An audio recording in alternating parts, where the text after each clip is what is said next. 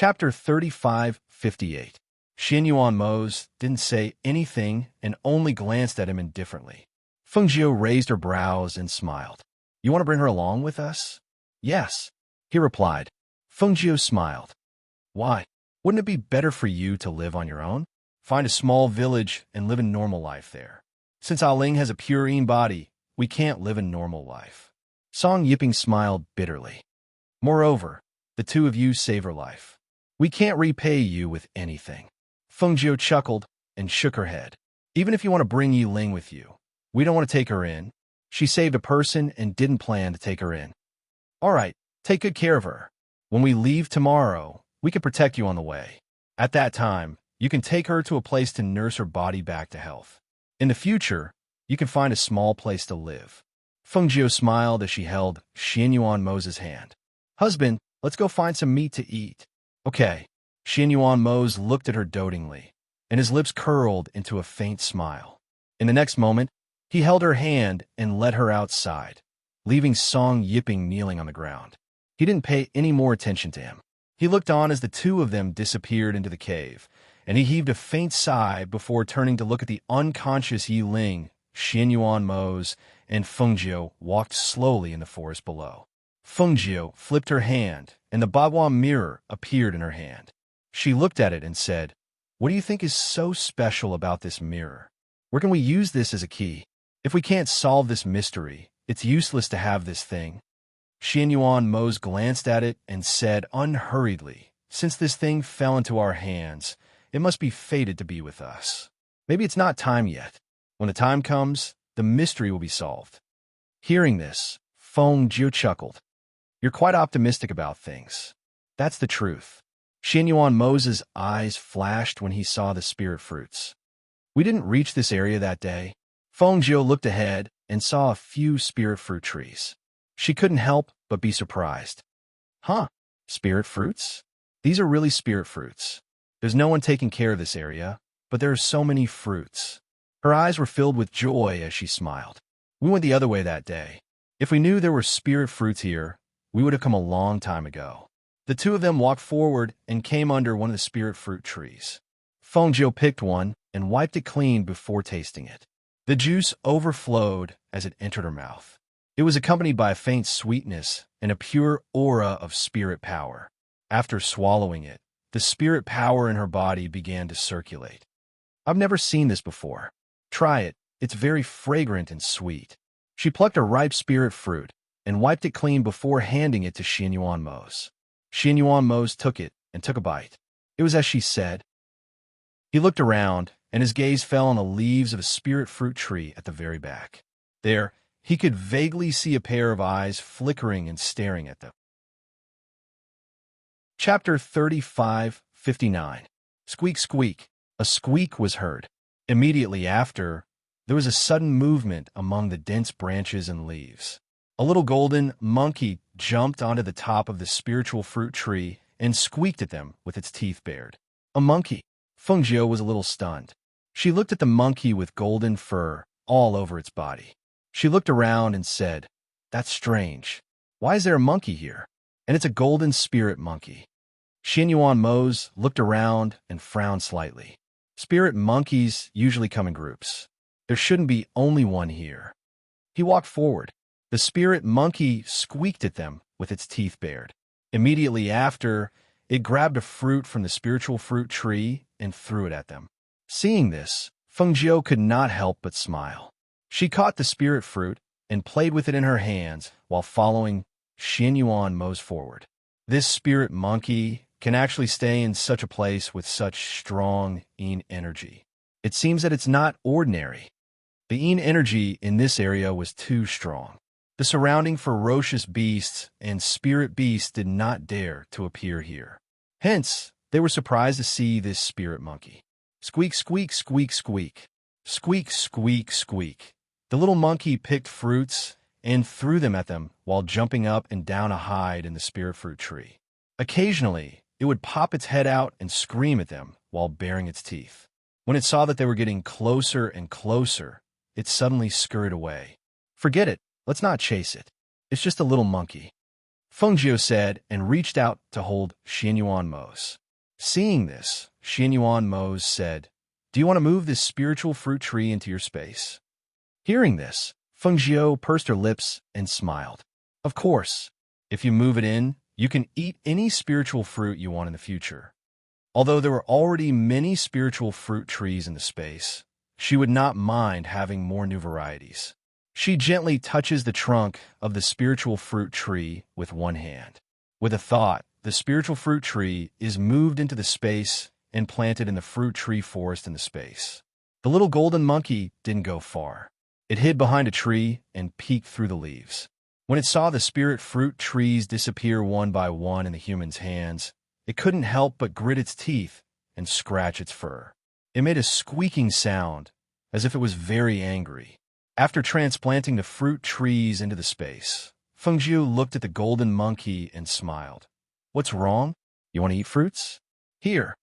With a flip of her hand, she tossed a fruit to it. The little golden monkey hooked the branch with its tail and reached out to catch the fruit thrown by Feng. It tilted its head and stared at her for a while, then took the fruit and ate it. As it ate, it stared at her. Apart from this little monkey, I didn't see any ferocious beasts or wild animals.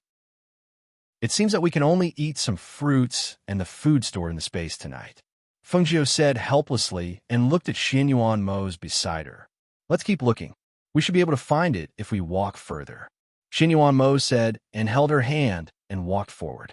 The two of them walked forward, and the little monkey also tiptoed and followed behind them. When Feng noticed it and glanced back, she saw the little monkey sitting cross-legged on the ground and scratching the fur on its body, pretending not to see her. Chapter 3560. As they spoke, Feng threw another fruit over. The little monkey quickly picked it up and ate it while following them. Xianyuan Mo's shook his head helplessly. "If you don't throw it to eat, it won't follow." Sigh. If it weren't for the fact that I already have so many contracted beasts and pets, I would really want to keep this little monkey. Feng sighed softly and looked at the little spirit monkey with some pity. When he heard this, a dark light flashed across Xianyuan Mo's deep black eyes. He glanced at her and smirked. "In the future, let's have a few more little monkeys. They'll be much more interesting than this little monkey." Feng was stunned for a moment. Then he glared at him. "What little monkey? Even if we have children, they will be our children." The two of them chatted as they walked further and further away until they caught a wild boar. Only then did they return. The monkey followed them, so they let it follow. When they reached the bottom, they took a deep breath and rushed back to the cave. "You're awake?" Feng saw Yiling opening her eyes and leaning into Song Yiping's arms. "Thank you for saving me," Yiling said. Although her voice was still very weak, her breathing had stabilized. Earlier, she heard Song Yiping's explanation of the situation and knew his plan. She also agreed with his plan. However, since Master Ling and Madam Ling didn't want to take them in, they couldn't force them. They had no choice but to find a small place to live in seclusion. "Alling, lean against the wall and sit for a while. I will help roast the pig," Song Yiping said and helped her lean against the wall. Then he rolled up his sleeves and went to Xianyuan Mo's. "Master Ling, leave this to me. Sit down and rest." "Okay." Xianyuan Mo's nodded and handed the little wild boar to him. He took out some water and washed his hands before sitting down by the fire. "We went out to look for wild animals. We found some spirit fruits. Eat a few." Feng took out a big handful of spirit fruits and handed it to Yiling. The ripe fruits were bright red and looked fresh and delicious. Yiling looked at her and smiled weakly. "Thank you, Mrs. Ling." She raised her hand to pick up a fruit and felt that the spirit fruit was very small and cute in her hand. Ever since she fell ill, she hadn't eaten such a tempting spirit fruit in a long time. "Eat a few more, it can nourish the body," Feng said, and picked up another one to give to Xianyuan Mo's. "Husband, eat another one." "No, you can have it," Xianyuan Mo's said as he took out a flagon from the space and took a sip. He didn't really eat spirit fruits. Song Yiping was processing the meat at the entrance of the cave. However, in the next moment, he saw a little golden monkey crawling up along the vines and looking in their direction. Squeak! Creak, creak, creak. Master Ling, Madam Ling, there's a spirit monkey outside. Did it follow you back? Song Yipping turned around and asked because he saw the little golden monkey swinging around with the vines and squeaking at them, trying to attract the attention of the people in the cave. Fengjiu was eating the fruit when he heard this. He stood up and walked out. Sure enough, he saw the little golden monkey swinging around with the vines and squeaking nonstop. Chapter 35:61. Squeak, squeak. The little monkey grabbed the vine and swung it. It didn't seem to be afraid of them jumping into the cave. It walked on its 2 feet and squatted in front of Fengjiu with its hands tucked in front of its chest. It raised its head and looked at Fengjiu. Then it stretched out its hand, obviously asking for the spirit fruit. Last one. Fengjiu smiled and put a fruit in its palm, saying, "Go back quickly after you finish eating." The little spirit monkey took the spirit fruit and finished it in a few mouthfuls. It threw the core of the fruit out of the cave and stretched out its hand to Fengjiu, squeaking, "No more." Fengjiu stared. How much had this greedy monkey eaten along the way? Squeak, squeak, squeak, squeak, squeak. The little spirit monkey squeaked and stretched out its claws to grab Fengjiu's clothes, then pulled her sleeves. Suddenly, it jumped on her shoulder and played with her nonstop. Suddenly, Fengjiu felt that her sleeves were light. She saw that the little monkey had taken out the 8 trigrams mirror that she had put in her sleeves to play with. At this moment, it was looking at it left and right in its hands. It even took a bite of it. Fengjiu was speechless. "Give it to me. That can't be eaten." Fengjiu leaned over to take the 8 trigrams mirror. Unexpectedly, the little monkey jumped and dodged. Seeing this, she took out a fruit, saying, "Give that to me. This fruit is for you." She held the fruit in her hand and shook it. Squeak, squeak. The little monkey squeaked, and in the next moment, it opened its mouth and swallowed the 8 trigrams mirror. "You." Fengjiu looked at it in astonishment. She saw that the little spirit monkey's movements were so fast that she did not have time to stop it. When she was about to step forward, the 8 trigrams mirror had already been swallowed in front of her. The palm-sized 8 trigrams mirror was swallowed by a little monkey just like that. She was stunned. How was this possible? She rushed forward, wanting to catch the spirit monkey. She wanted to feel how the 8 trigrams mirror was placed in its stomach. Unexpectedly, the spirit monkey scuttled and leaped outwards. "Don't run," Fengjiu shouted and chased after him. In the cave, Xinyuan Mo saw this and glanced outside, then got up and chased after them. Given the duo's ability and speed, a mere spirit monkey should not be able to escape. However, that spirit monkey's speed was extremely fast.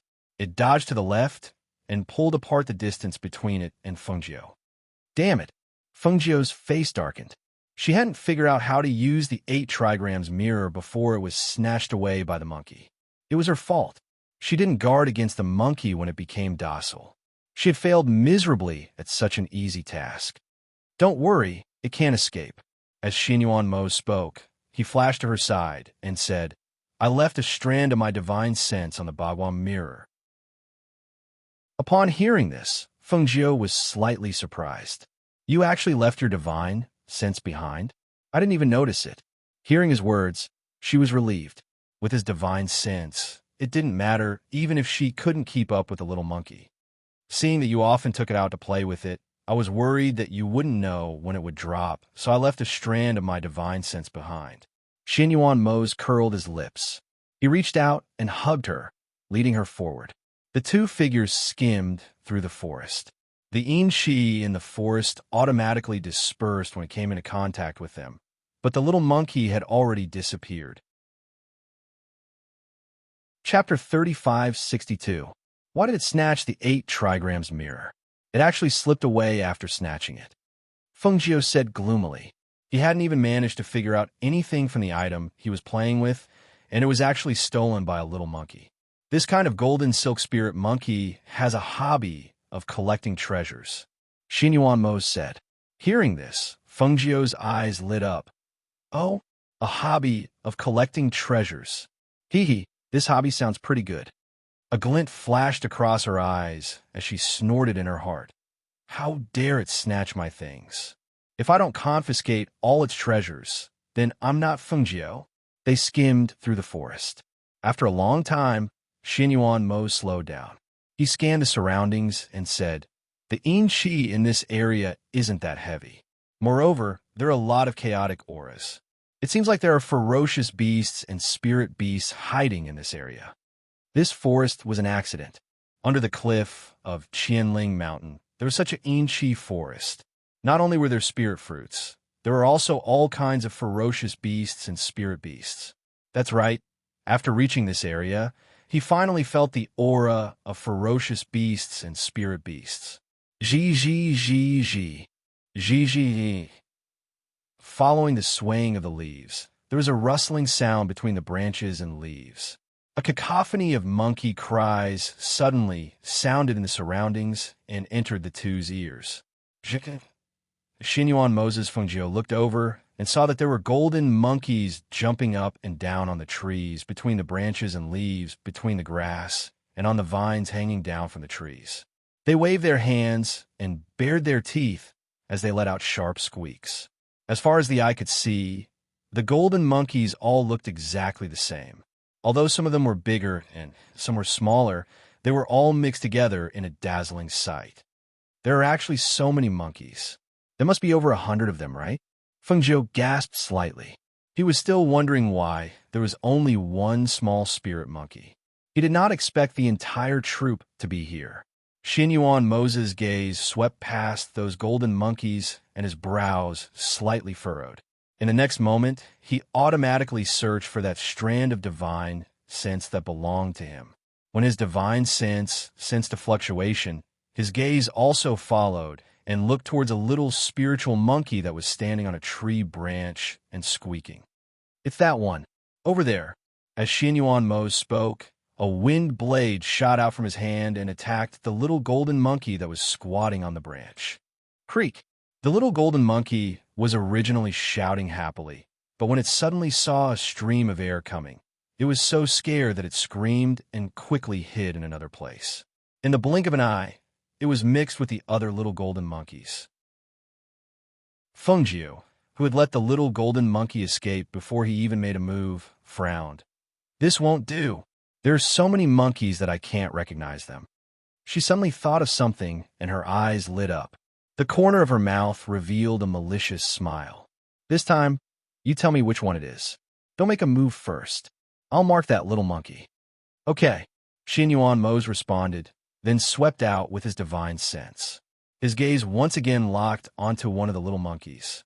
However, just as he was about to speak, that little monkey seemed to have sensed something and actually scurried away, quickly blending in with the other monkeys. Chapter 3563. Once the boundary was set up, those spirit monkeys instantly screeched anxiously, jumping up and down. In this way, it would be even more troublesome to catch the original one. The fourth monkey on the left branch of the second tree in front. Xinyuan Moses' voice was heard, his gaze still fixed on the front. Fengjiu's eyes moved, and her lips curled into a smile. "All right." In the next moment, her figure flew out, and her divine sense locked onto that monkey. With a wave of her hand, a small flame sprang up and flew out at a speed that was too fast for one to cover one's ears. Squeak, squeak. When those monkeys saw the flame, they scurried in all directions and avoided it. The monkey targeted by Fengjiu squeaked. Its tail hooked onto a branch and jumped down. However, at this moment, a flame ignited the monkey hair on its tail, and the burning pain caused it to scream. Squeak! A sharp scream came out of that monkey's mouth. In the blink of an eye, that monkey's hair was completely burned, and a burnt smell spread in the air. The surrounding monkeys were dumbfounded. A few of the larger monkeys came back to their senses and quickly came to the side of the monkey, trying to extinguish the flames on its body. However, no matter how they used leaves or their hands to pat it, or even the soil on the ground to sprinkle on its body, they were unable to extinguish the flames. Squeak, squeak, squeak, squeak, squeak, squeak, squeak. Those monkeys screamed angrily and suddenly surrounded Fengjiu.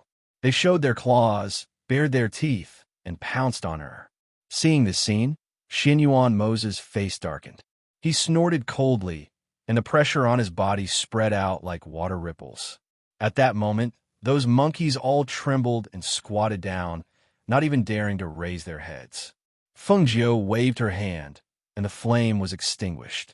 The little spirit monkey's hair was all gone. Other than a little scalded skin, it was not seriously injured. After all, she was merciful.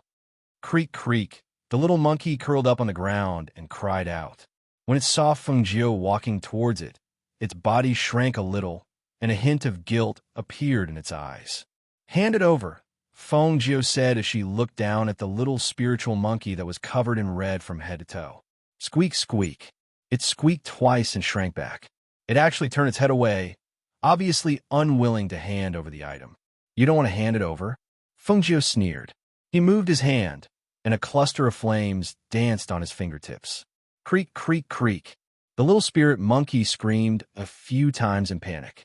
Then it opened its mouth and spat out the 8 trigrams mirror and handed it to her. Also, Fengjiu glanced at it. "Where's your treasure? You don't think that you can just return what you stole from me, do you?" As she spoke, she played with the flame on her fingertips, full of threat. Creak, creak. The little spirit monkey seemed to be very angry, but it was also afraid of the flame on her fingertips. In the end, it opened its mouth and spat out more than 20 items. There were beads, magic weapons, shiny gold coins, and crystal cores. Looking at the small pile of items, Fengjiu's eyes flashed. She squatted down and glanced at the little spirit monkey. "I didn't expect it to hide so many things. Is that all?" Creak, creak. The little spirit monkey quickly squeaked, waved its hand, and retreated. Chapter 3564. With a wave of her hand, she removed Xianyuan Mo's barrier and collected the things on the ground. Then, she turned around and walked to Xianyuan Mo's side. "Let's go." "Okay," Xianyuan Mo responded. Just as he was about to leave with her, the little spirit monkey behind them stood up again and took 2 steps forward to their side. "What do you want?" Fengjiu glanced at it and said, "I won't let you off again and again." Squeak, squeak, squeak. The little spirit monkey pulled her dress and pointed at a certain place with one hand. It wanted them to follow it. "You little monkey is used to lying. I'm not going." Fengjiu snorted softly. He did not believe the monkey's words at all. Seeing this, the little monkey could not help but become anxious. It pulled her dress and pointed at a certain place in front of them while squeaking. "Let's go and take a look," Xianyuan Mo said. He looked ahead and released his divine senses to explore. However, he did not notice anything different. Hearing this, Fengjiu agreed. The two followed the little monkey forward. They thought that it was not far, but they went deeper and deeper. "Where's it taking us?" "We have been walking for a long time." The sky gradually darkened and the light in the forest became weaker. As the sun went down, the yin-chi gradually condensed in the forest. Xianyuan Mo held her hand and pushed away the weeds and branches that were half a person's height in front of her. He said, "These monkeys live here and should be very familiar with this place. Maybe there will be some cave-dwelling opportunities in this place." Hearing this, Fengjiu felt that it made sense. No one had set foot in this place before. In other words, even if someone had been here before, it was very rare. In addition, the entire forest was filled with dense yin energy. The terrain was steep and the atmosphere was strange. Perhaps there was really some opportunity here. Thinking of this, she could not help but feel excited. She was curious about what the little spirit monkey would bring them to. As the night sky gradually brightened, they arrived at a waterfall under the guidance of the little spirit monkey. Looking at the waterfall flowing down from high above, Xianyuan Mo and Fengjiu were a little surprised. They did not expect that there would be such a huge waterfall in the depths of the forest. The sound of water splashing could be heard as it flowed down from the sky, crashing into the rocks below, splashing a large amount of water. Then, it melted into the water and flowed downstream. Squeak, squeak, squeak. Little Spirit Monkey called out a few times and pointed at the waterfall in front. Immediately after, it jumped and grabbed the vines by the side and swung towards the waterfall. Its small figure swung into the waterfall that was halfway up. Looking at the Little Spirit Monkey's figure disappearing into the waterfall, the two could not help but look at each other. The next moment, they rushed towards the waterfall, passing through the water curtain and entering a cave dwelling behind the water curtain. The dark cave dwelling was bottomless. They could vaguely see the little monkey leading the way in front. The two walked all the way. After an unknown period of time, Fengjiu suddenly stopped. "What's wrong?" Xinyuan Mose asked. Fengjiu took out the 8 trigrams mirror and said, "The 8 trigrams mirror is moving." In the palm of his hand, the 8 trigrams mirror trembled slightly, as if there was a suction force attracting it. Chapter 3565. Let's take a look at the situation in front. Fengjiu said. She held the 8 trigrams mirror in one hand and held Xinyuan Mose's hand in the other. When the two of them followed the Little Spirit Monkey to the innermost part of the cave, they could not help but stop in their tracks. In front of them was an illusory wall. That illusory wall was like a distorted airflow that blocked the path ahead. They could not see what was behind this illusory wall. They only saw that after the Little Spirit Monkey came to the front, it stretched out its hand and touched the wall. Then its entire body followed suit and jumped in. "What's this?" Fengjiu asked and walked forward. However, before she could get close, the Little Spirit Monkey screamed and rushed out. Behind it, a huge ferocious beast followed. The ferocious beast opened its mouth and bit the Little Spirit Monkey. It was so fast that she could not save it in time. She could only watch as the Little Spirit Monkey was dragged back and swallowed by the huge, ferocious beast. Fengjiu widened her eyes in shock. She was protected in Xinyuan Mose's arms. When the ferocious beast rushed out, Xinyuan Mose reached out and pulled her into his arms. At the same time, he quickly retreated a few meters. It was because of this that she could not save the Little Spirit Monkey in time. The cave was completely silent, and there wasn't even the slightest smell of blood. However, at that moment, the ferocious beast from before passed through half of its body from behind the illusory wall. It stared at Xinyuan Mose and Fengjiu with its bloodthirsty and ferocious eyes. Perhaps because it sensed the powerful pressure from them, the ferocious beast let out a low roar and bared its sharp teeth at them, then retreated. The air was filled with the ferocious beast's bloodthirsty and oppressive aura. Xinyuan Mose frowned. A look of deep thought flashed across his deep eyes. Fengjiu stared blankly. It seemed that she had not recovered from her shock. After a long while, she asked, "Was the little monkey eaten?" Xinyuan Mose was silent for a while before he replied, "Yes." Upon hearing this, Fengjiu did not speak for a moment.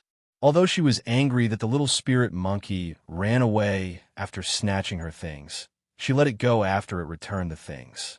Moreover, it brought them here.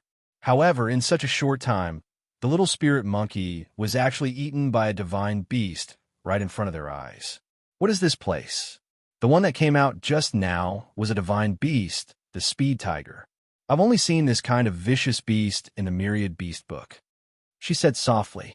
She still could not believe it. Just a moment ago, she had witnessed the Little Spirit Monkey being eaten by a ferocious beast that was known for its speed. In this world, the strong preyed on the weak.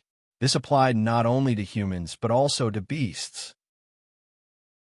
However, when this scene happened in front of her, the shock made her heart tighten. Xinyuan Mose pushed her behind him and said, "Wait here. I'll take a look."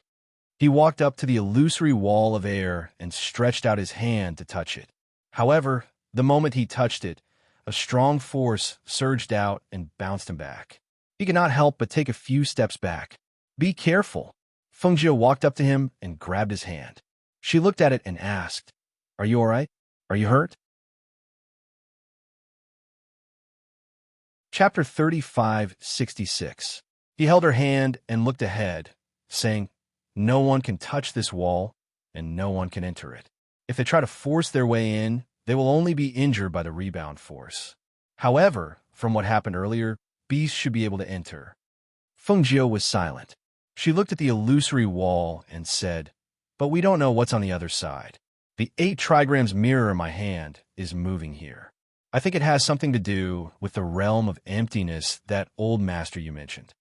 Let Swallowing Cloud go in and take a look," Xinyuan Mo said. Hearing this, Feng Jiu summoned Swallowing Cloud.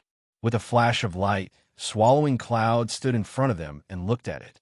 Feng Jiu recalled the scene of the little spirit monkey being swallowed and could not help but exhort, "Swallowing Cloud, go over there and take a look. No matter what you see, you must come back within the time it takes for a stick of incense to burn. Also, be careful. There should be a very strong beast over there." Although Swallowing Cloud was already a sacred beast, she could not help but exhort it. After all, they did not know what kind of existence was on the other side. Swallowing Cloud nodded. It glanced at the strange wall and leaped into it. Feng Jiu saw it enter and flicked his finger. A cluster of flames floated up and lit up the surroundings. She looked at the stone walls on both sides, as if searching for something. "Are you trying to see if there are any traps?" Xinyuan Mose asked.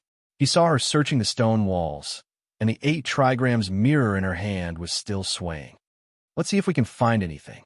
Who knows, there might be some hidden traps," Feng Jiu said as she used the light of the flames to search the stone walls carefully. However, she did not find anything even after looking around. After about the time it takes for a stick of incense to burn, Swallowing Cloud came out. Accompanying its return was the smell of blood that wafted into their noses. "Are you injured?" Feng Jiu hurriedly asked, looking at it. "Master, don't worry, it's not my blood." Tunyon squatted down beside them as he spoke. He glanced behind him and said, "Master, I saw a forest over there. It was very large, and there were extremely high-ranked, ferocious beasts everywhere. I encountered 3 ferocious beasts at the divine beast level in just a short while." Hearing this, Xinyuan Moses Feng Jiu frowned. No one knew what the two of them were thinking, but they didn't speak for a while. Moreover, the spiritual aura in that forest is very dense. It's very common to see ferocious beasts hunting each other. When I first came back, a divine beast followed me. I injured it, and it escaped. Tunyon looked at them with a serious expression. "I don't know where it is, but it's very dangerous." Feng Jiu lowered her head and looked at the 8 trigrams mirror in her hand, deep in thought. "How do we get there?" The 8 trigrams mirror in her hand swayed. Suddenly, she saw a streak of light flash across the mirror. She was stunned. She looked in the direction of the light and saw a small hole in the ceiling where she was standing. At this moment, moonlight shone in from outside the hole and shone on the 8 trigrams mirror in her hand. Chapter 3567. "Step back," Xinyuan Mose said as he pulled her out of the array. He looked at the 3 arrays that complemented each other under the moonlight and the mirror. Feng Jiu looked at the arrays in astonishment. She couldn't help but be slightly surprised. After glancing at the 3 arrays, she looked in front of her. After the array on the ground appeared, the illusory wall slowly opened from the middle. What they saw was a pitch-black cave. Immediately after, 2 pairs of bloodthirsty and ferocious gazes entered their eyes in the darkness, and the thick smell of blood also spread out from the other side as the door opened. They were 2 godly beasts.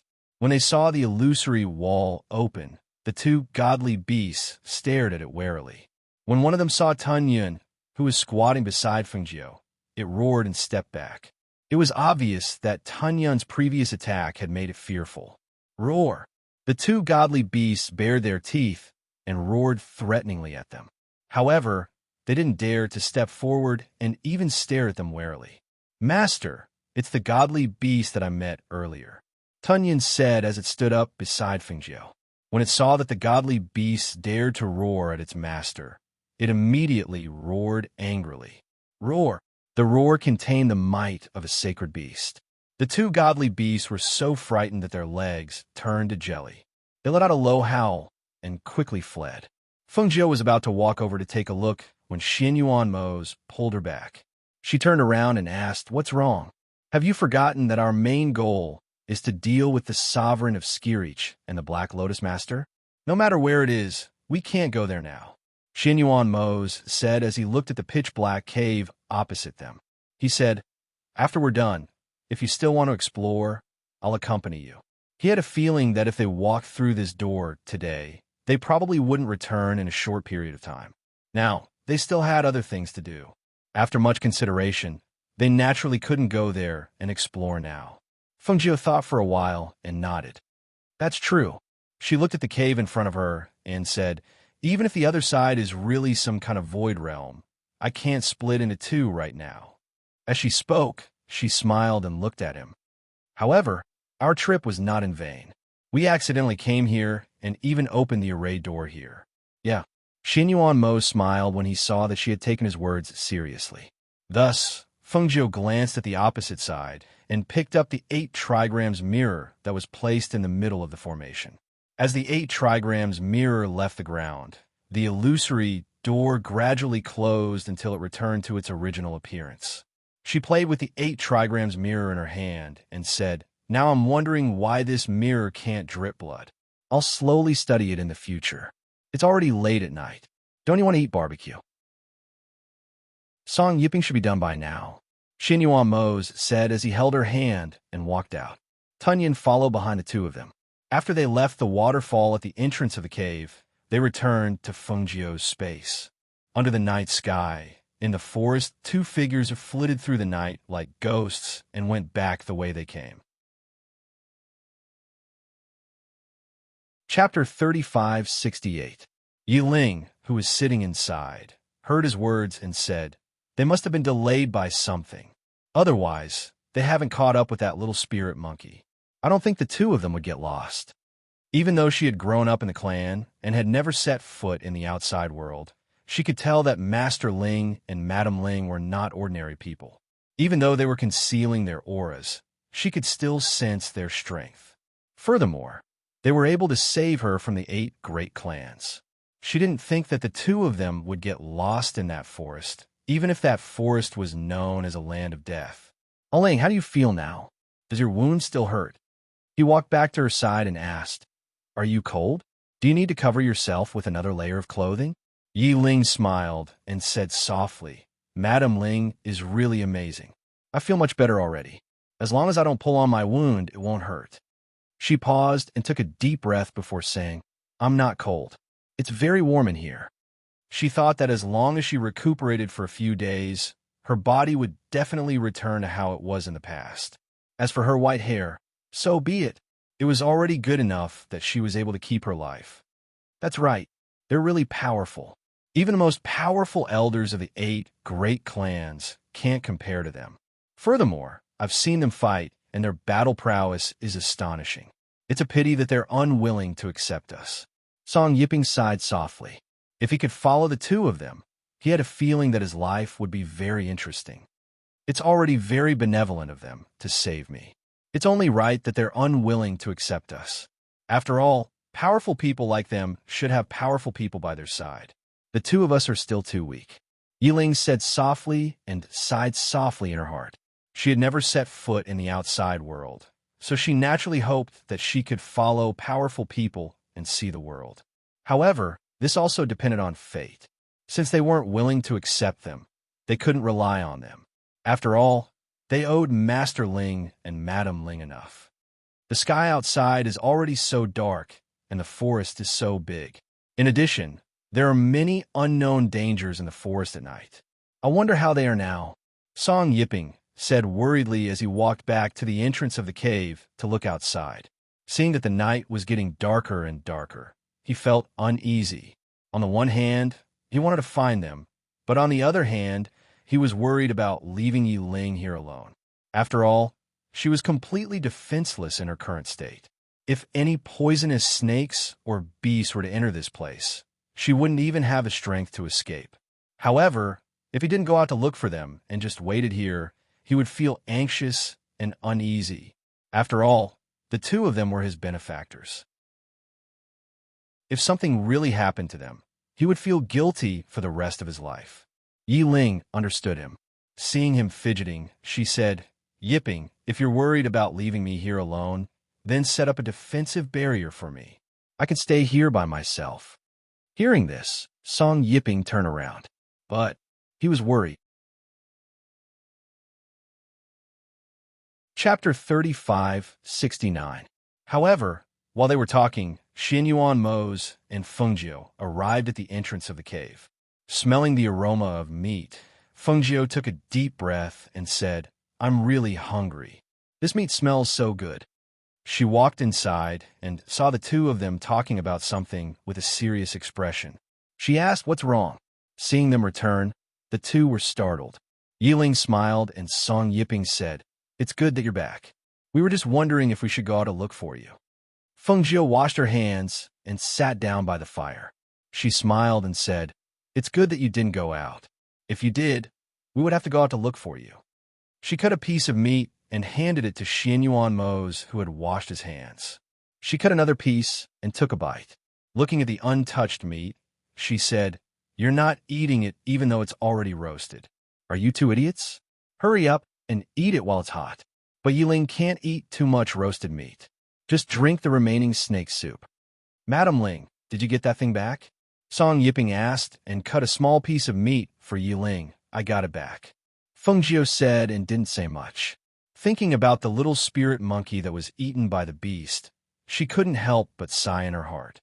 "Let's not talk about this. Come, I'll treat you to some wine. Let's say goodbye to each other tomorrow." She smiled and took out wine from her space. She took out 3 wine cups and poured a cup for each of them. "There's roasted meat to go with the wine." "Thank you." Song Yiping raised his cup and toasted the two. "I hope I can see Master Ling and Madam Ling again in the future. Thank you for the past 2 days. I'll drink this cup first." He drank the wine in one gulp and felt the spiritual energy in his stomach surging. The wine was mellow in his mouth, and he couldn't help but praise, "Good wine. Drink." Fengjiu also drank the wine and ate a piece of roasted meat. Xianyuan Mose, who was sitting next to her, didn't say anything and let her drink. He only helped her cut the meat to go with the wine. After drinking the wine, they started chatting. When the night fell and Fengjiu felt a little tipsy, she said, "Let me tell you, it's not impossible for Yiling's white hair to turn back to black. It's just that it's hard to do it." Burp. As she spoke, she let out a drunken burp. Xianyuan Mose, who was beside her, saw that she was gently shaking her head as she spoke. Her cheeks flushed red, and he pulled her to his side, then took out a cloak and draped it over her. When the slightly drunk Song Yiping heard this, his eyes lit up. "There's a way." "What?" "What?" "Yeah, it's just that the ingredients are hard to find. 1,000-year-old Chinese knotweed, and 1,000-year-old. She leaned into Xianyuan Mose's embrace as she recited the ingredients, and Song Yiping also secretly memorized them. "In the future, burp." She burped again and said to Song Yiping, "In the future, if you manage to find all of these herbs, I can help you refine pills. As long as I give her 1 pill, I guarantee that her hair will turn white and black." Hearing this, Song Yiping was excited. He stopped drinking and asked, "Then how do I find you in the future?" Me? I'm easy to find, but also not easy to find." She smiled and looked at Song Yiping as if she was drunk, and said, "However, I won't tell you. You only need to know that I'm the one with the best alchemy and medical skills." Chapter 35:70. Fengjiu lay in his arms and fell asleep in a daze. Xianyuan Mose looked at her in his arms, and his eyes flashed. With her alcohol tolerance, she wouldn't get drunk easily. However, after seeing the little spirit monkey being swallowed alive, she probably got drunk because she was upset. Song Yiping wanted to ask more, but when he saw Master Ling covering up Madam Ling, he opened his mouth but didn't say anything in the end. However, he secretly made a decision in his heart. Since there was a chance to turn Ling's white hair back into black hair, he must find all the spiritual herbs. Fengjiu slept very soundly because of the alcohol and only woke up in the afternoon the next day. When she woke up and found herself in Xianyuan Mose's arms, she was startled and asked, You didn't move for the whole night?" Xianyuan Mose replied, "I also took a nap." His hands didn't move because they were numb from being stiff for the whole night. Fengjiu saw him like this, so she retreated and put his arm on her leg. She said, "You must have had a bad blood circulation after staying up all night. Let me give you a massage." As she spoke, her fingers were already massaging his arm and gently massaging it. She felt that the muscles on his arms were a little stiff, but as she massaged them, they gradually softened. "Do you feel better?" she asked. Xianyuan Mo's heart was as sweet as honey. His bearded face didn't reveal a smile, but there was a smile and gentleness in his eyes. "MHM, I'm much better. You can't do this next time." She reminded him and said, "If you don't move for a long time, your blood won't flow well. It's not good for your arms." "Yes," he replied simply as his deep black eyes landed on her body. The gentleness in his eyes was enough to drown a person. Song Yiping and Yiling, who had already woken up, looked at them.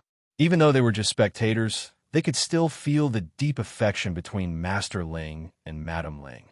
There were no sweet nothings between them. Instead, it was more simple and ordinary. It was as if they were a married couple who had been together for a long time. They could tell what the other party was thinking with just a glance or an action. The two of them were so powerful, yet they valued relationships so much. It had to be said that the two of them really made them curious.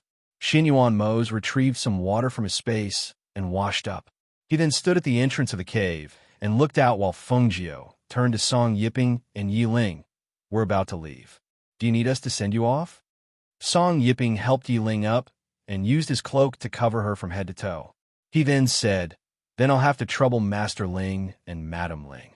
I want to take Ling away from here and find a place to nurse her body back to health." "That's easy." Fengjiu smiled and led them to the top of the mountain. Yiling, who was lying on Song Yiping's back, looked at the top of the mountain and felt that it was inconceivable. She had almost been burned to death here, but now she had reappeared here. If the people in her clan knew about this, they would definitely feel that it was inconceivable. "I'll send you to the Yu family. You know family head Yu, so you can take Yiling to his place to nurse her body back to health. It'll be more convenient for you to get medicine and other things," Fengjiu said. Just as he was about to use the teleportation formation to send them away, he faintly heard a sound coming from the mountain. She looked toward the mountain and also released her divine sense. Her eyes couldn't help but tremble slightly. Chapter 3571. Song Yiping also looked down the mountain. However, with their strength, their divine senses couldn't reach that far. "There's a battle in the mountain," Fengjiu said. She smelled the faint smell of blood in the air and said, "There's blood." Hearing this, Song Yiping and Yiling were stunned. There were only 8 reclusive families in Qianling Mountain. There were no outsiders, and they had never seen blood. How could... "Do you want to go take a look?" Fengjiu looked at the two of them and asked. Song Yiping was a little hesitant. They were already planning to leave this place. If they want to take a look and were discovered, wouldn't that be? "Let's go and take a look." The people from the 8 families usually don't use their weapons. Now that there's blood, things must be complicated. "It's better to go and take a look," Yiling said softly. Seeing this, Fengjiu nodded. "Then let's go." She looked at Xianyuan Mo's. Xianyuan Mo's held her hand and walked down the mountain with her. Song Yiping carried Yiling on his back and followed behind the two of them. In the forest in the mountain, the lush branches blocked the light, causing the forest to be filled with a cold aura. At this moment, the people from the 8 families were fighting in a chaotic battle. They were originally ordered to patrol the forest, but they suddenly started fighting here. The blades in their hands were incomparably sharp and could take people's lives. The clanging of blades and swords collided. The aura of the surging aura spread out, becoming oppressive and cold. The smell of blood and the low roars of the people spread in the forest. Ah! Clang!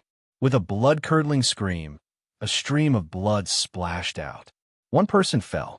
Immediately after, the blade slashed down fiercely. However, it was blocked by the sharp blade in another person's hand. The blade and sword collided, creating a clanging sound and sparks flying out. "Get up!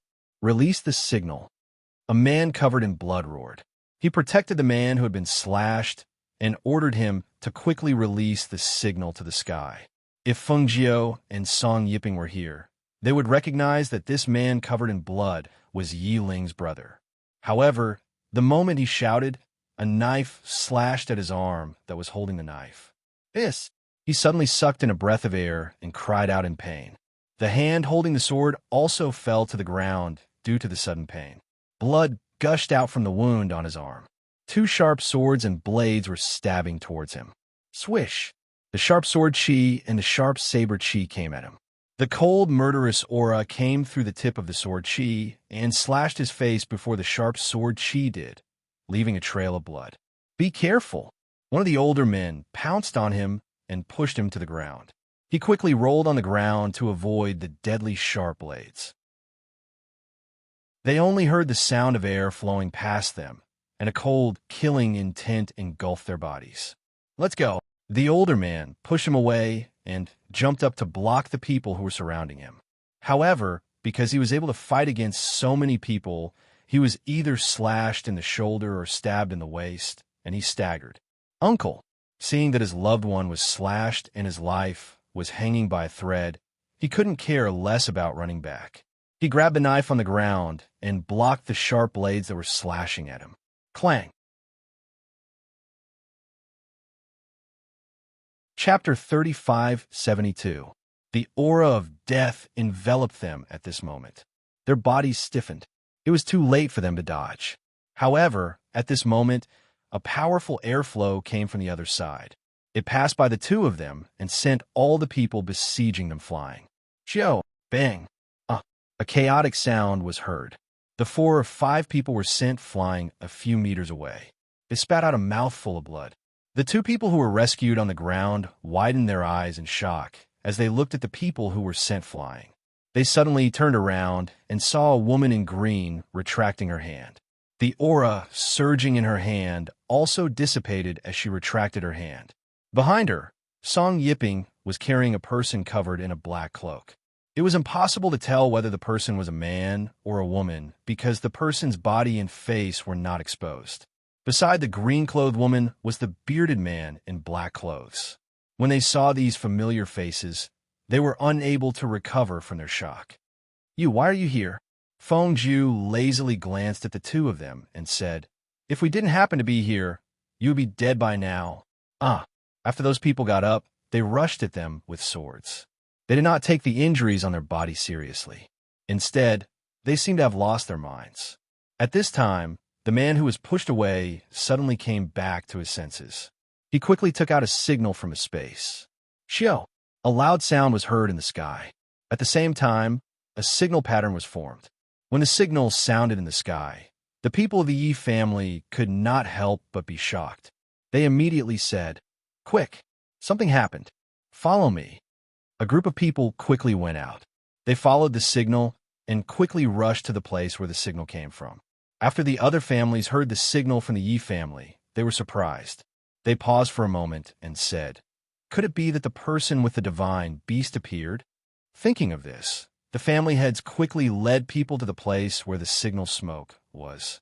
In the forest, Song Yiping saw that there were people from the Song family among those people. He immediately shouted, "Stop! Everyone stop! What are you doing? Stop! There's no need to shout. Can't you see that they've lost their minds and are in a killing frenzy?" Feng Jiao said leisurely. He didn't even glance at those people. He ignored the people who rushed up and glanced at the corpses on the ground. He looked at the remaining 3 members of the Yi clan and asked, "How did you guys stay awake? They've all lost their minds. Let's stop them first." The 2 people on the ground supported each other and stood up. When they saw those people holding swords and sabers coming at them, they couldn't help but take a step back. "Killed?" Feng Jiao raised his eyebrows and looked at Song Yiping. Song Yiping's face turned serious. "Madam Ling, can you knock them out?" "These people are the elites of several clans. If we kill them, I'm afraid these clans won't let the matter rest." "That's easy, but it seems like they can't control their own bodies. Even if they faint, they probably can't stop them." As Fengjiu spoke, he glanced at the people who had rushed forward. With a flick of his sleeve, another wave of energy shot out and flipped them over. Bang, bang. Chapter 3573. The three men from the Yi family could not help but feel a chill run down their spines when they saw the 20 to 30 people walking towards them like zombies. Their eyes narrowed as they looked at the group of people who had obviously slowed down due to their injuries. Their bodies were covered in blood as they walked towards them with heavy footsteps. The swords and sabers on the ground were dragged along the ground, and their eyes were not clear at all. They were too terrifying. They looked as if their bodies had been taken over by something. They couldn't sense any injuries on their bodies, nor could they feel any pain. Furthermore, the chilling aura that permeated their bodies was so obvious that they couldn't help but shiver. Fengjiu was about to make a move when Xianyuan Mose stopped her. No need. Someone is coming.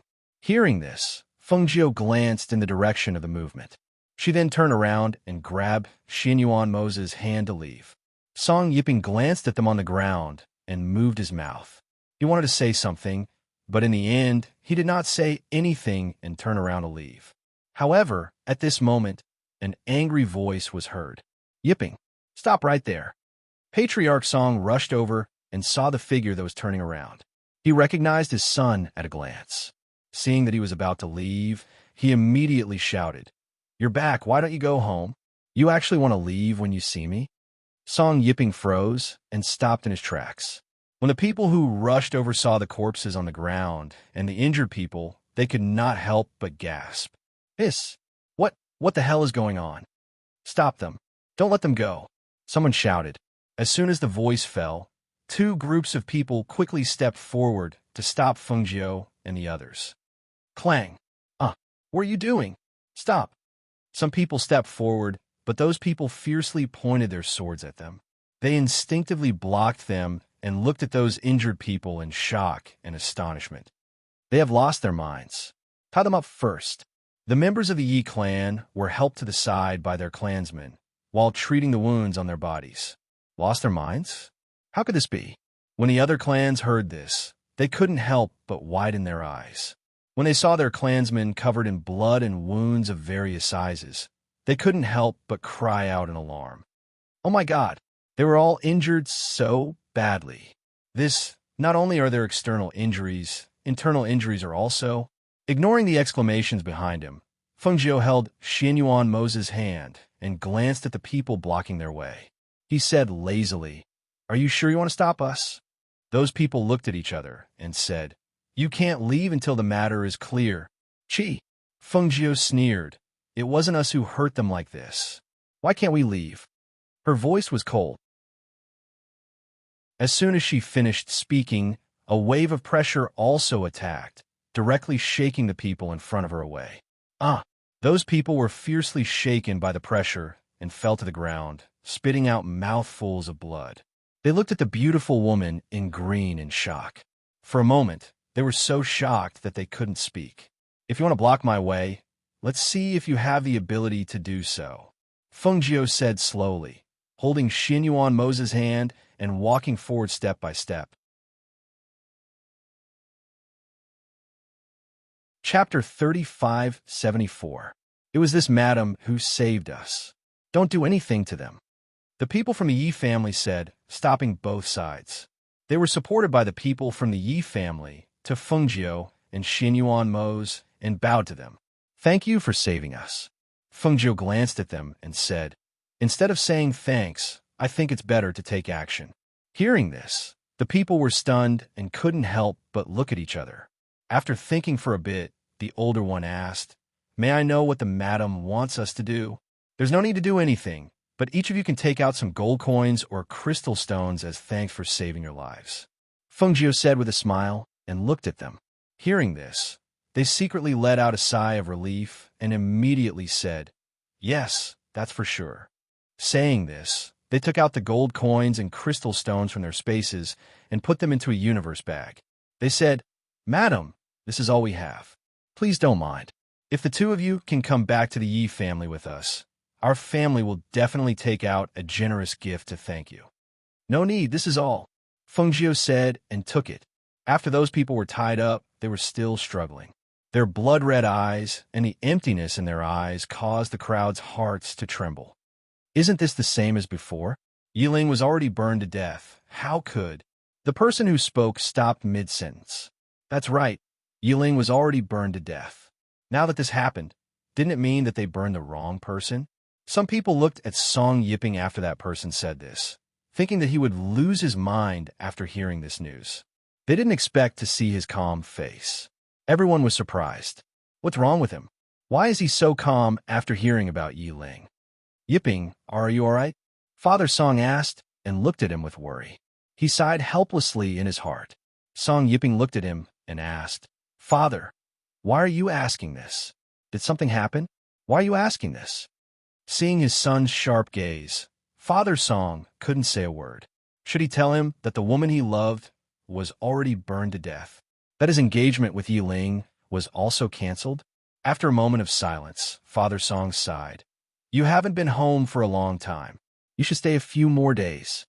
No, I'm about to leave with Master Ling and Madam Ling, Song Yiping said and didn't look at him. Wait. A family head walked over. He looked at Song Yiping and looked at the person he was carrying, but he couldn't see her because she was covered by a black cloak. So he could only give up.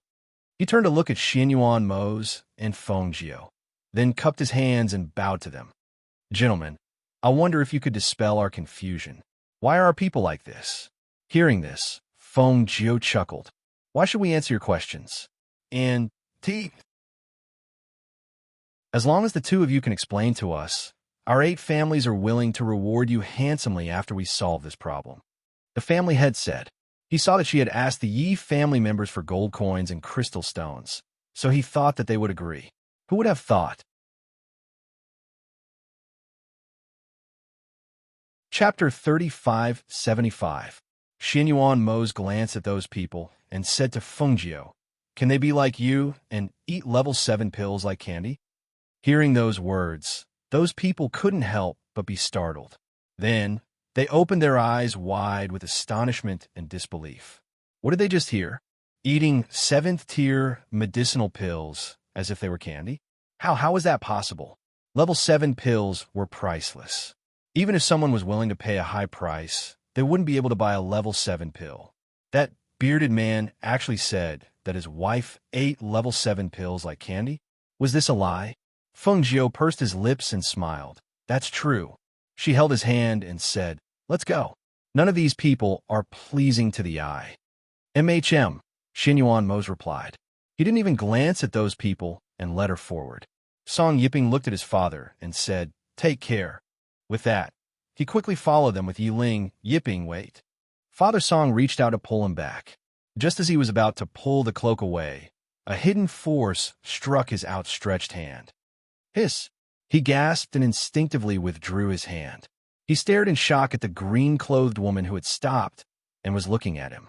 Strangely, when he met the green-clothed woman's cold gaze, he felt his heart tremble with fear. Song Yiping also quickly dodged after coming to his senses and didn't let him catch him. At that moment, he even thought that if the cloak was pulled away, Yiling wouldn't be able to leave. Father Song rubbed his sore hand and glanced at the woman in green. He took a deep breath and calmed himself down. Then he said to Song Yiping, You've been out for a long time. Go home. Song Yiping paused for a moment as if he was hesitating. He looked at the corpses on the ground and walked to the two people's side. He said to Xianyuan Mose and Fengjiu, Master Ling, Madam Ling, can you please tell me why they lost their minds? After all, his family was also here. If he knew that something had happened to his family, but ignored it, he would feel uneasy. If the two of them knew about it, they could remind him and perhaps help his family. Hearing this, Xianyuan Mose and Fengjiu exchanged glances. After some thought, Fengjiu's indifferent voice rang out. The Yin-Chi below Mount Qianling is too heavy. Over the years, the Yin spirits have become more ferocious. Moreover, there are several Yin gathering formations in Mount Qianling. There should be some evil person using the Yin spirits as puppets and sucking the vitality of cultivators. Hearing this, the people from the other clans couldn't help but suck in a breath of cold air. They looked at each other, then stepped forward and cupped their hands. Madam, please give us some pointers. How can we neutralize it? Feng Jiu curled his lips and said, if this matter isn't dealt with properly, it won't be long before all of your clans wither away. Her voice paused. Looking at their anxious expressions, she continued, however, as I said before, why should I help you? Seeing that she wasn't willing to help, the family heads couldn't help but feel anxious, but there was nothing they could do. The person before them was clearly stronger than them. If they used force, they were afraid that they would be the ones to suffer in the end. However, she wasn't willing to help them. What could they do? Chapter 3576. Feng Jiu originally didn't intend to help, but when she saw Song Yiping looking at her pleadingly, she sighed in her heart and said, for Song Yiping's sake, can your family take out 3,000-year-old medicinal herbs? Hearing this, the family heads looked at each other in surprise. 3,000-year-old herbs weren't difficult for them, but 1,000-year-old herbs were extremely precious.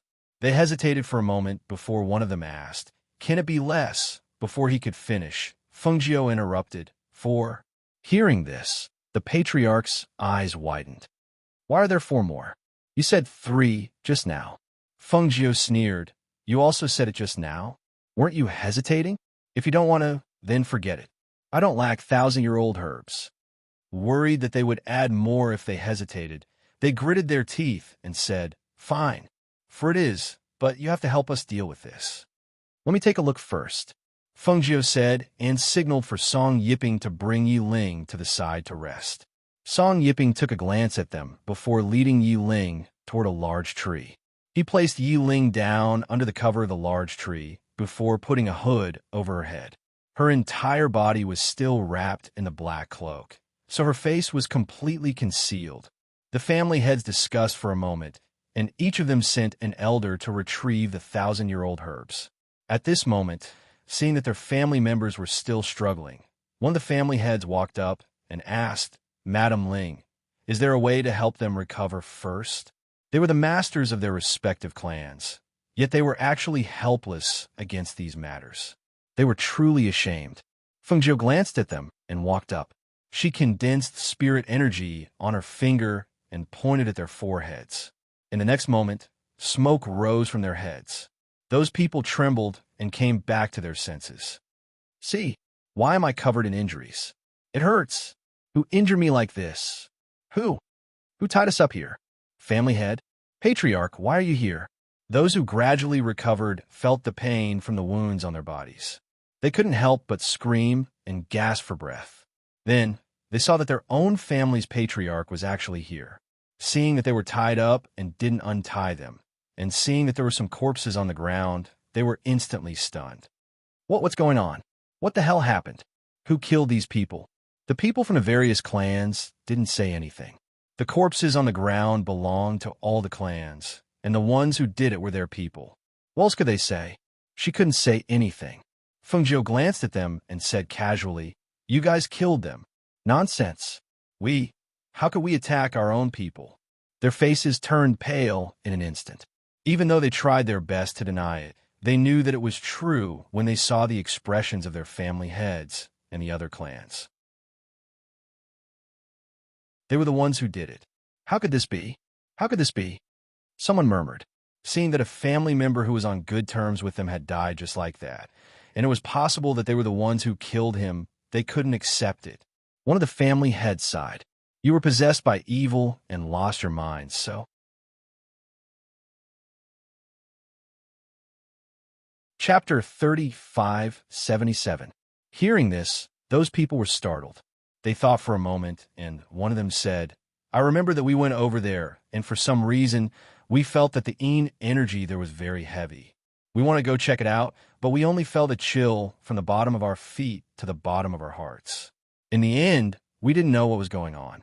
It's the same for me. We're all the same. Hearing this, the family heads fell into deep thought. They wanted to go check it out, but they were worried that something might happen. Seeing that Madam Ling was standing to the side and didn't seem to want to go over, they could only wait. At this moment, Fengjiu came to Song Yiping's side and said to the two of them, "I'll send you off first." As she spoke, she handed the Qinquan pouches containing gold coins to Song Yiping and said, "Take them." This. Song Yiping was startled. He didn't expect her to give these things to him. Fengjiu didn't give him time to speak. She stretched out her hand, and a powerful force surged in the air. In the next moment, a vortex appeared beside the tree. "Go in." Fengjiu glanced at the two of them. Song Yiping immediately helped Yi Ling up from the ground and said to Xinyuan Mose and Fengjiu, "Thank you, Master Ling, Madam Ling." With that said, he didn't give his father any time to stop him and immediately jumped into the vortex with Yi Ling. As the vortex disappeared, the two of them also disappeared before everyone's eyes. The moment the two of them disappeared, Yi Ling's brother couldn't help but widen his eyes in shock. At that moment, he seemed to have seen a corner of the cloak being lifted by the vortex. Hidden under the cloak was actually a wisp of silver-white hair. He stood there in a daze, unable to believe his eyes. The person Song Yiping was carrying was his sister Yi Ling? How was this possible? Wasn't she burned to death? However, for an instant, he recalled the scene when he saw Song Yiping and Yi Ling that day.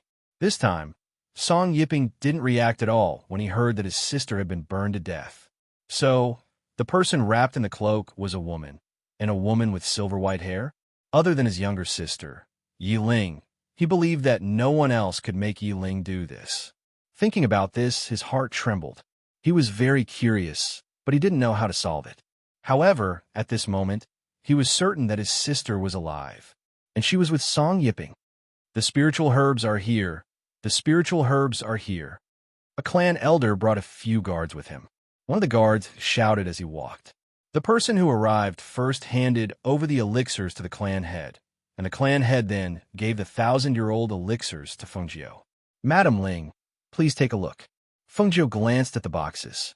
The patriarch in front of him opened one of the boxes. Inside it was a stalk of 1,000-year bamboo heartgrass. It could be considered a pretty good spirit herb. She then looked at the other open boxes. They were all okay, so she nodded. With a flick of her sleeve, she put away the boxes that contained the 1,000-year-old spirit herbs. "Ours is here." The other clans also came forward with their 1,000-year-old elixirs. Looking at the elixirs in their hands, their hearts couldn't help but ache.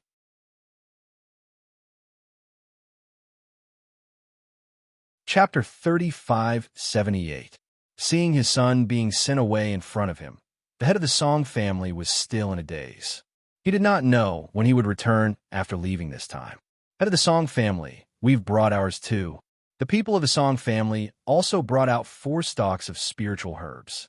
Although these families were reclusive families, they still had a good foundation.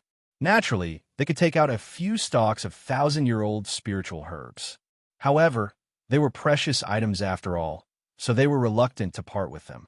However, they also knew that compared to being haunted by evil spirits, if they could use these spiritual herbs to exchange for peace, it was worth it. After Fengjiu looked at the spiritual herbs, he looked at the crowd and said, "The rest of you can either go back first or wait here. You can't follow. As for the heads of the Song family, you can come with us. Each of you can bring 2 elders."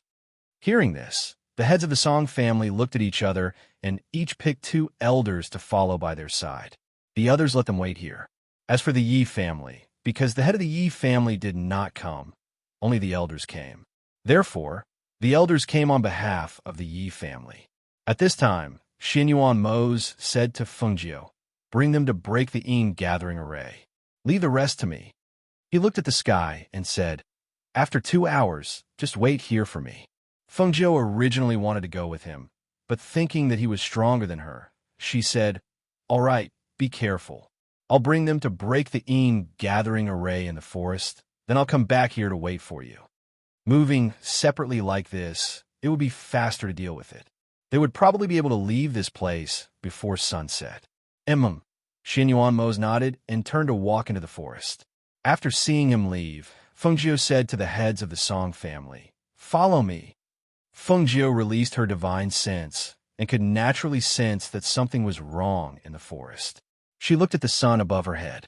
It was almost noon. Between the leaves, there There was a faint ray of sunlight in the forest, dispelling some of the yin qi. After walking for a while, the people walking beside her could clearly feel a wave of yin qi enveloping them. Even if they were protected by strong spiritual energy, they could still feel the yin qi.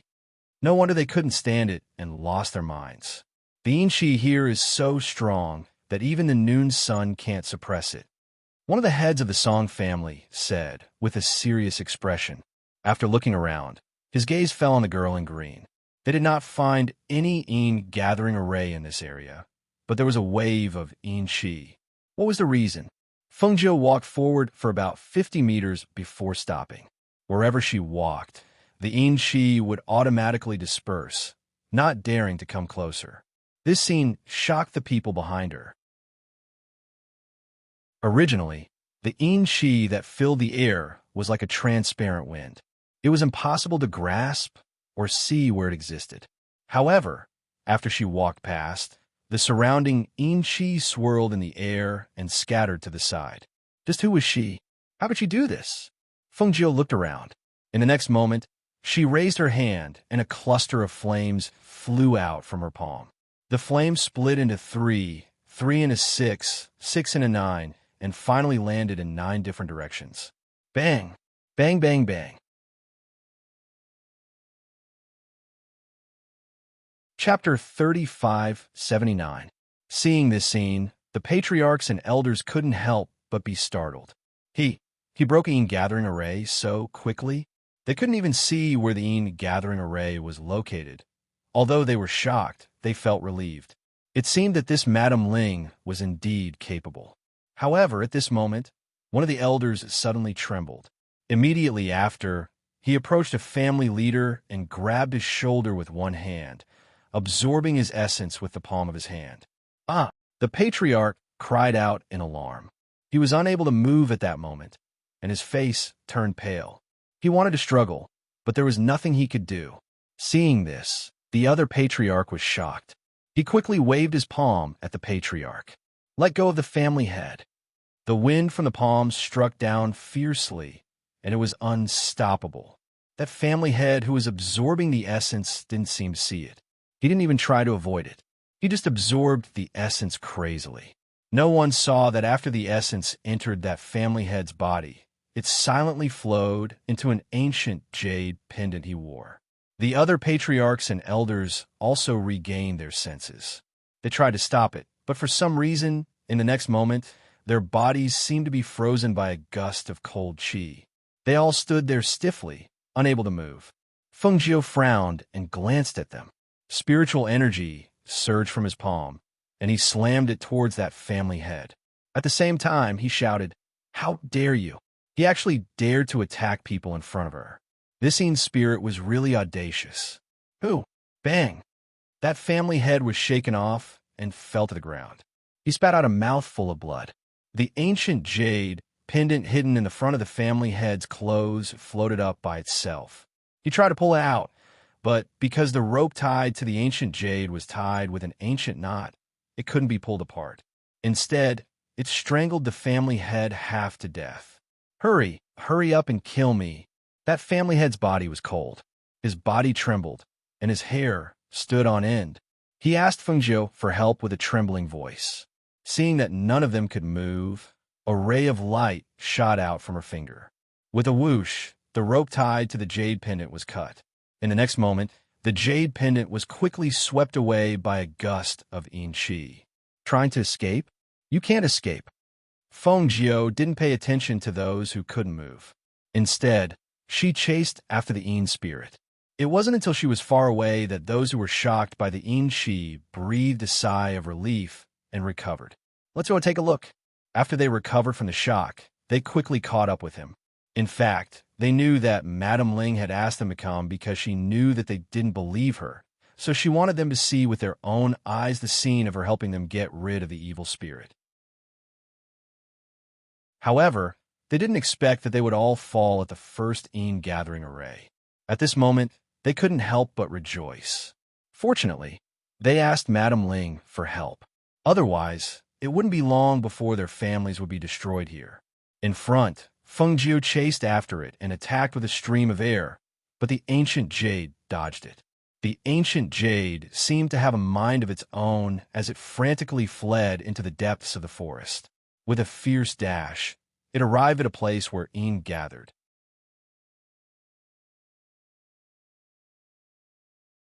Chapter 3580. Where do you think you're going? Fengjiu shouted coldly. With a flip of her palm, a flame shot out and enveloped the evil spirit that was attached to the ancient jade. The flame burned fiercely, and a shrill and sharp voice sounded at this time. Ah! The voice went from high to low until it finally disappeared, and the ancient jade fell to the ground. When the family heads and elders saw this scene, their hearts couldn't help but jump. It was just a flame, but it burned the evil spirit that was so dense with Yin energy. Fengjiu looked around, then looked at the family heads and elders. I'll leave this place to you guys. The array core is here. I'll take care of the front. As soon as she finished speaking, she took a step forward. At this place, there seemed to be a gloomy and fierce voice coming from the depths of the forest. The voice contained a powerful Yin energy that spread through the forest, echoing between the trees. Fengjiu paused and looked in the direction of the voice. Mo should have found that thing. As long as the main source was destroyed, the remaining Yin spirits were no longer a threat to the hidden families, no matter how dense their Yin energy was. She looked back at the people behind her and said, "One person is enough. The rest of you, follow me." With that, she led them forward. Perhaps because the person hidden in the depths of the forest had been found by Xianyuan Mo's, the hidden arrays in the forest lost their powerful Yin energy and gradually appeared in the forest. This time, Fengjiu didn't need to say anything. The people behind her also saw it. You guys could take care of these on your own. The rest are also in this area. You guys can take care of them yourselves. She glanced at them, and with a push of her foot, she rushed in the direction of Xianyuan Mo's. In a place deeper in the forest where the Yin energy had formed a whirlpool, the Yin energy could be seen with the naked eye rolling wildly. A cold wind blew, blowing leaves off a tree. In the center of the whirlpool, formed by the Yin energy, Xianyuan Mo stood there, his entire body surging with spiritual energy. The powerful pressure and airflow formed a kind of invisible shock, and the surrounding Yin energy didn't dare to approach. Looking carefully, one could see that in the center of the whirlpool, where the Yin energy was wrapped, there was a corpse lying there. The corpse was wrapped in a large black robe, and it was impossible to tell whether it was a man or a woman. The surrounding Yin energy was emitted from the corpse, and as the Yin energy dissipated, the corpse gradually withered. A pool of blood seeped out from under the black robe, making a sizzling sound. As he watched the pool of blood seep out, Xianyuan Mo's foot, which was originally on the ground, also left the ground. With a wave of his sleeve, the domineering aura of a king instantly filled the forest, and a powerful force covered the sinister aura in the forest until it disappeared without a trace. When Fengjiu arrived, he had already destroyed the Yin energy, and there was only a pool of blood on the ground. Seeing this, she stopped and said, "Let's go." Now that the matter here was settled, they could leave. It was also time to investigate the background of Sovereign Tongtian and Sovereign Black Lotus. Xianyuan Mo's wiped off the faint smell of blood on his body, then walked towards Fengjiu. In the next moment, a whirlpool transmission array appeared, and the two disappeared into the air.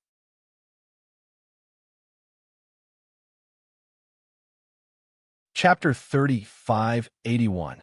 Sovereign Tongtian's palace in this world was located on an island in the sky. The island floated in the sky due to his powerful spiritual energy, and it was heavily guarded. Formations and boundaries combined to form a powerful protection. In the mountain range below the floating island, Xianyuan Mo's and Fengjiu stood on top of a peak facing the wind. They looked towards the sky and released their divine sense to observe the island behind the clouds. I thought his palace was underground, but I didn't expect it to be above. It'll be a bit troublesome to sneak in. Fengjiu said softly as she looked at the clouds in the sky. If it was below, It would be easy for them to sneak in with their cultivation. But above, it was heavily guarded and there was nothing to hide. As long as they went up, they would be discovered. Xianyuan Mose looked up and said, "It should be easier to move at night. Let's wait until nightfall." "All right," Fengjiu responded. Looking at the scenery ahead, she said, "Then let's find a place to rest." After coming out of Qianling Mountain, they directly went to the mountain range without even entering the city. Now that it was still early, they could find a place to rest. "Let's go over there. There's a waterfall over there." Xianyuan Mose's gaze fell on the waterfall in front of them. Feng Jiu held his hand, and the two of them leaped into the air, heading towards that place. At the waterfall, a white figure was sitting cross-legged on a stone beside the waterfall. His body was filled with a faint light, and his aura was so faint that it seemed to have fused with the earth. The sound of the waterfall hitting the stone, the wind blowing, the rustling of the leaves, the sound of nature, and the aura of nature made people's body and mind unconsciously relax. "What do you want to eat? Game or something else?" Xianyuan Mose led her to the waterfall and asked, "There's still food in the space. There's no need to trouble yourself. We could just eat something," Fengjiu said. When the two came to the edge of the waterfall, she casually broke off a branch and played with it in her hand. However, after walking for a while, when they came to the waterfall, she felt the person beside her stop. She couldn't help but look at him.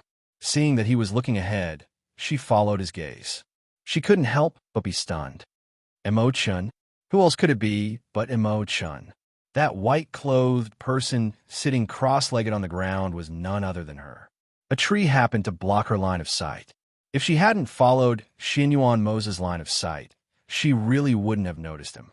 After all, he didn't emit any aura at all, so they couldn't sense that there was someone here.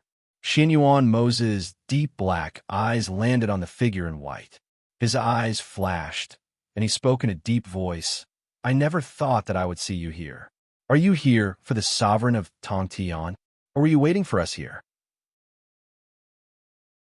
Emo-chun, who had been meditating with his eyes closed, slowly opened his eyes when he heard their voices. His clear and gentle gaze swept past Xianyuan Mose and landed on Fengjiu, who was dressed in red. His eyes softened, and a smile bloomed on his face.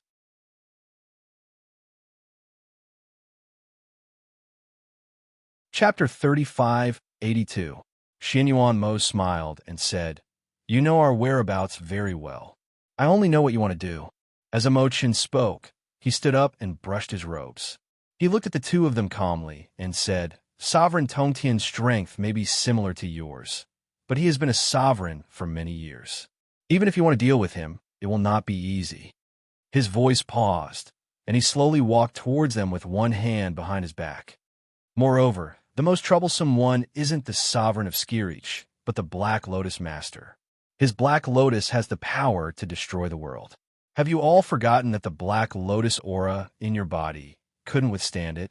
Coming here so abruptly, I feel that you are really too reckless." He shook his head and sighed softly. Fengjiu chuckled and said, "Emo-chun, you worry too much. Actually, we did not plan to do anything. We just wanted to test his strength. We know what you said. Even if we really wanted to do something, we would not do it so rashly." She pulled Xianyuan Mose to sit on a large rock and took out a few spiritual fruits from her space. She passed 2 to Xianyuan Mose and 2 to Emo-chun. "Try this spiritual fruit. I just got it." The bright red fruit contrasted beautifully with the fair and slender hand. His gaze couldn't help but flicker slightly. He closed his eyes and reached out to take it. "Thank you." Fengjiu took out one of the fruits and took a bite. She said, "We originally planned to check it out at night. We did not expect you to come too. Do you want to come with us?" When she spoke to this point, she sighed in her heart. This Emo-chun, she originally didn't plan to let him know that they were here. She originally wanted to remove him from this matter so that he wouldn't be implicated by them. Who knew that he would just have to follow them? It seemed that even if she wanted to stop him, she wouldn't be able to. The three of them sat by the waterfall and chatted for a while. They also discussed how to deal with Master Black Lotus and Sovereign Tongtian. Time passed quickly. When night fell, they looked at each other. In the end, Emo-chan said, "It's said that they even found the demon master and planned to deal with you all together. However, I don't know if they managed to rope him in. Tonight, we'll go up and test their strength. Even if we really fight, try not to fight for too long. Don't worry. We know. After all, we are in their territory. It is not good for us to fight for a long time." Fengjio nodded and looked at Xianyuan Mose beside her. Xianyuan Mose looked back at her and retracted his aura. At this moment, he looked at Emo-chan and asked, "Are you going to wear this white?" In the night, his white clothes were still very eye-catching.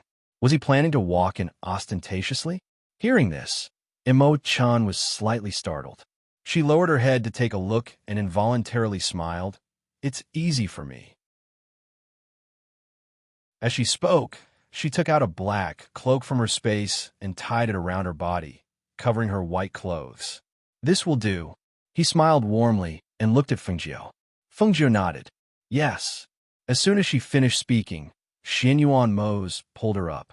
She was slightly surprised and turned to look at him. She saw that his face was dark and his lips were pursed. He looked unhappy. "What's wrong?" She approached him and asked in surprise.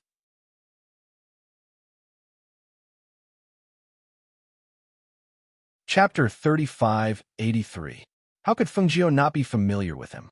Looking at him like this, she knew that he was probably jealous of something.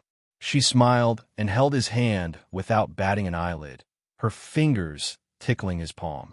The numbness in his palm made Xianyuan Mose's heart skip a beat. He lowered his head to look at Fengjio beside him and saw that her beautiful eyes were filled with tenderness.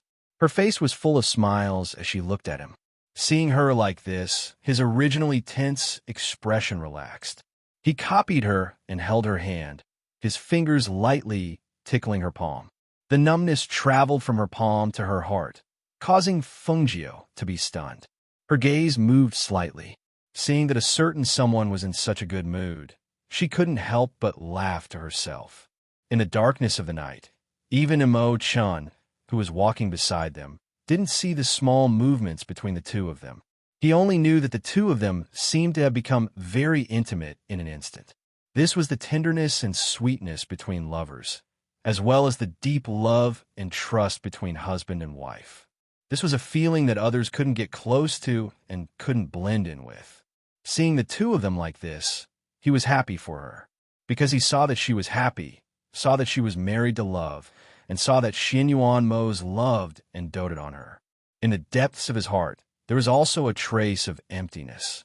This kind of lonely feeling forced him to suppress it, not letting a single trace of it leak out. The three of them took advantage of the darkness of the night to head towards the sky. They passed through the layers of the sky and quietly approached their destination. The three of them concealed their auras, as if they were one with the heavens and earth. In addition, with the cover of the night, they were able to avoid the strict guards and quietly sneak in. Fengjio gently opened a small opening in the barrier. After the three of them entered, the small opening returned to its original state. There were constant patrols in the night. With a sweep of their divine senses, they sensed that there were many people guarding this place, both in the open and in the dark. Seeing this, Xianyuan Mose looked at Emo-chan and said, "Let's split up. The three of us will be too conspicuous." Hearing this, Emo-chan nodded. "All right, I'll go over there and take a look." He pointed to the other side as he spoke. In the next moment, his figure flashed in that direction. "Let's go over there," Xianyuan Mose said as he led Fengjio to the other side. With his hand held, Fengjio's eyes softened and his heart warmed. It seemed that as long as she was with him, he always liked to hold her hand. Even when they were outside or taking a stroll, he would hold her hand like this. The feeling of his big hand holding her small hand was really warm and very reassuring. Meanwhile, Sovereign Tongtian, who was still unaware that Xianyuan Mose and Fengjio had already entered the palace, was still discussing matters with the Black Lotus Master. "I heard that they left not long after they got married. I think they should have returned to the upper world. However, the people we sent out to find out have not returned yet. But if we want to make a move, we can choose a time to do so in these few days."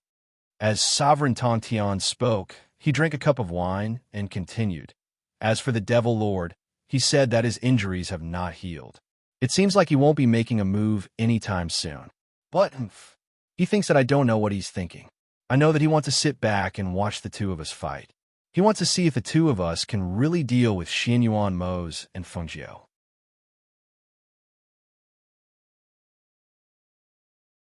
Chapter 3584. Just as they were discussing when to attack Fengjiu and the others, they suddenly heard a commotion outside. Both of them frowned. Sovereign Tong Tian glanced at the middle-aged man beside him and said, "Go and see what's going on.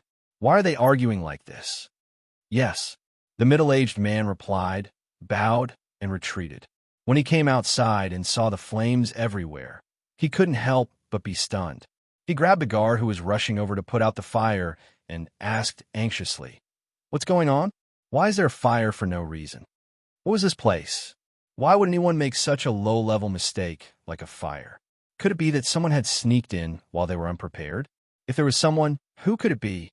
We still don't know how the fire started, but it suddenly started in several places. Everyone is already putting out the fire." The person who was held back said hurriedly, and then hurried to the place where the fire was burning. Seeing this, the middle-aged man hurriedly lifted the hem of his clothes and quickly walked back. When he entered, he anxiously reported, "Master, the outside is burning. We still don't know if it was man-made or if it was an accident caused by the people below." Hearing this, the two men who were drinking paused. They glanced at each other. Sovereign Tong Tian said, "Go and investigate. The barrier is not broken. If it wasn't a mistake by the people below, then someone powerful must have entered." "Yes," the middle-aged man replied and quickly retreated. After he left, the more Sovereign Tong Tian thought about it, the more uneasy he felt. This was his territory. If someone had really entered, he felt that it could only be Xianyuan Mose and Fengjiu. However, if it was really them, then this won't do. I have to go out and take a look. Sit down, Sovereign Tong Tian said as he stood up. If it was really Fengjiu and the others, his place would be destroyed by them. Do you think it's Fengjiu and the others? Huh, impossible. They don't have the guts to come here. The Black Lotus Master said confidently and continued to drink. If they really dare to come, I'll make sure they can't go back. At this moment, Imochen looked at them helplessly from a tree outside. Didn't we say that we were only going to investigate? Why did you light the fire? Fengjiu smiled. Since we're here, we should leave some gifts for them. How could we come and leave quietly? Why aren't you leaving? What else do you want? Imochen looked at the two men and asked. Xianyuan Mose looked at the chaotic crowd and looked as if they were searching for something. He didn't say anything. Fengjiu played with his hair and looked ahead. Naturally, I want to spar with them and test their strength. Speaking of which, I haven't really fought with the Black Lotus Master before. Now that I know he's here, how can I not fight? His strength is not to be underestimated. Imo-chun wanted to say something, but was interrupted by Fengjiu. So what if it's not to be underestimated? When have I, Fengjiu, ever been afraid of anyone? Why should I delay when I have to face an enemy sooner or later? Besides, I wanted to meet him for a long time.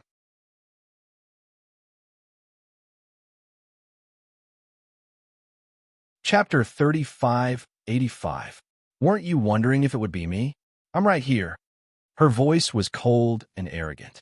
It contained a powerful pressure that spread out in the night and clearly spread through the sky.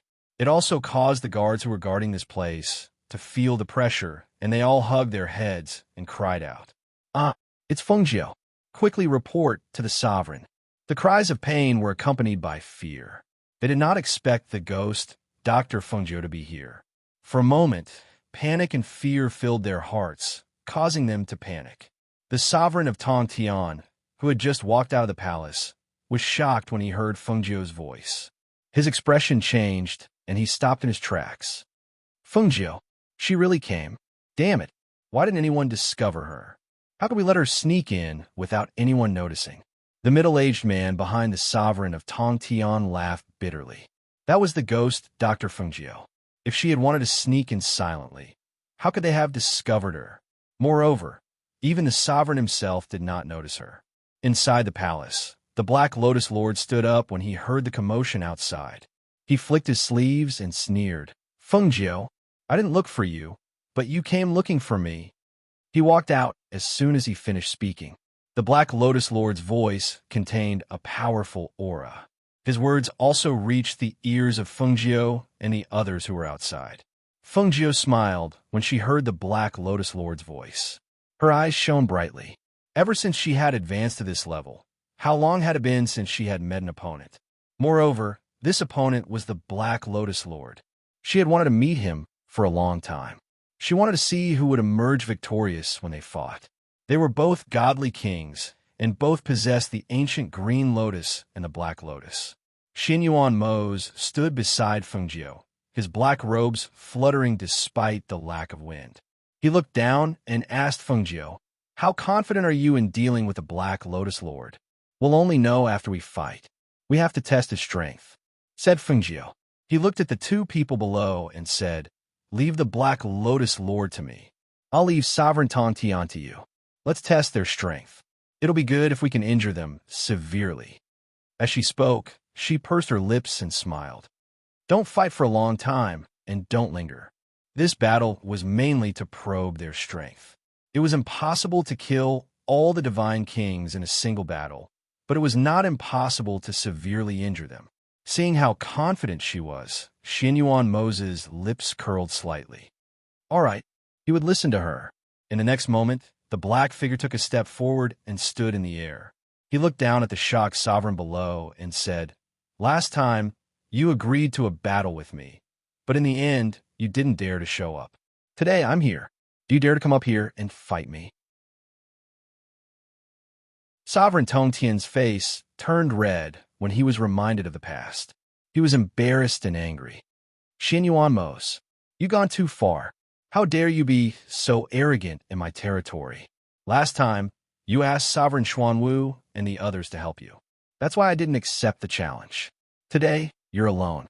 How can I allow you to be so presumptuous?"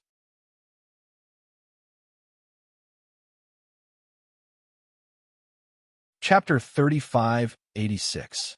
When the guards below heard this, they hurriedly retreated to avoid being affected by the powerful pressure. In a battle between two god kings, if they were not afraid of death, they would only be looking for trouble.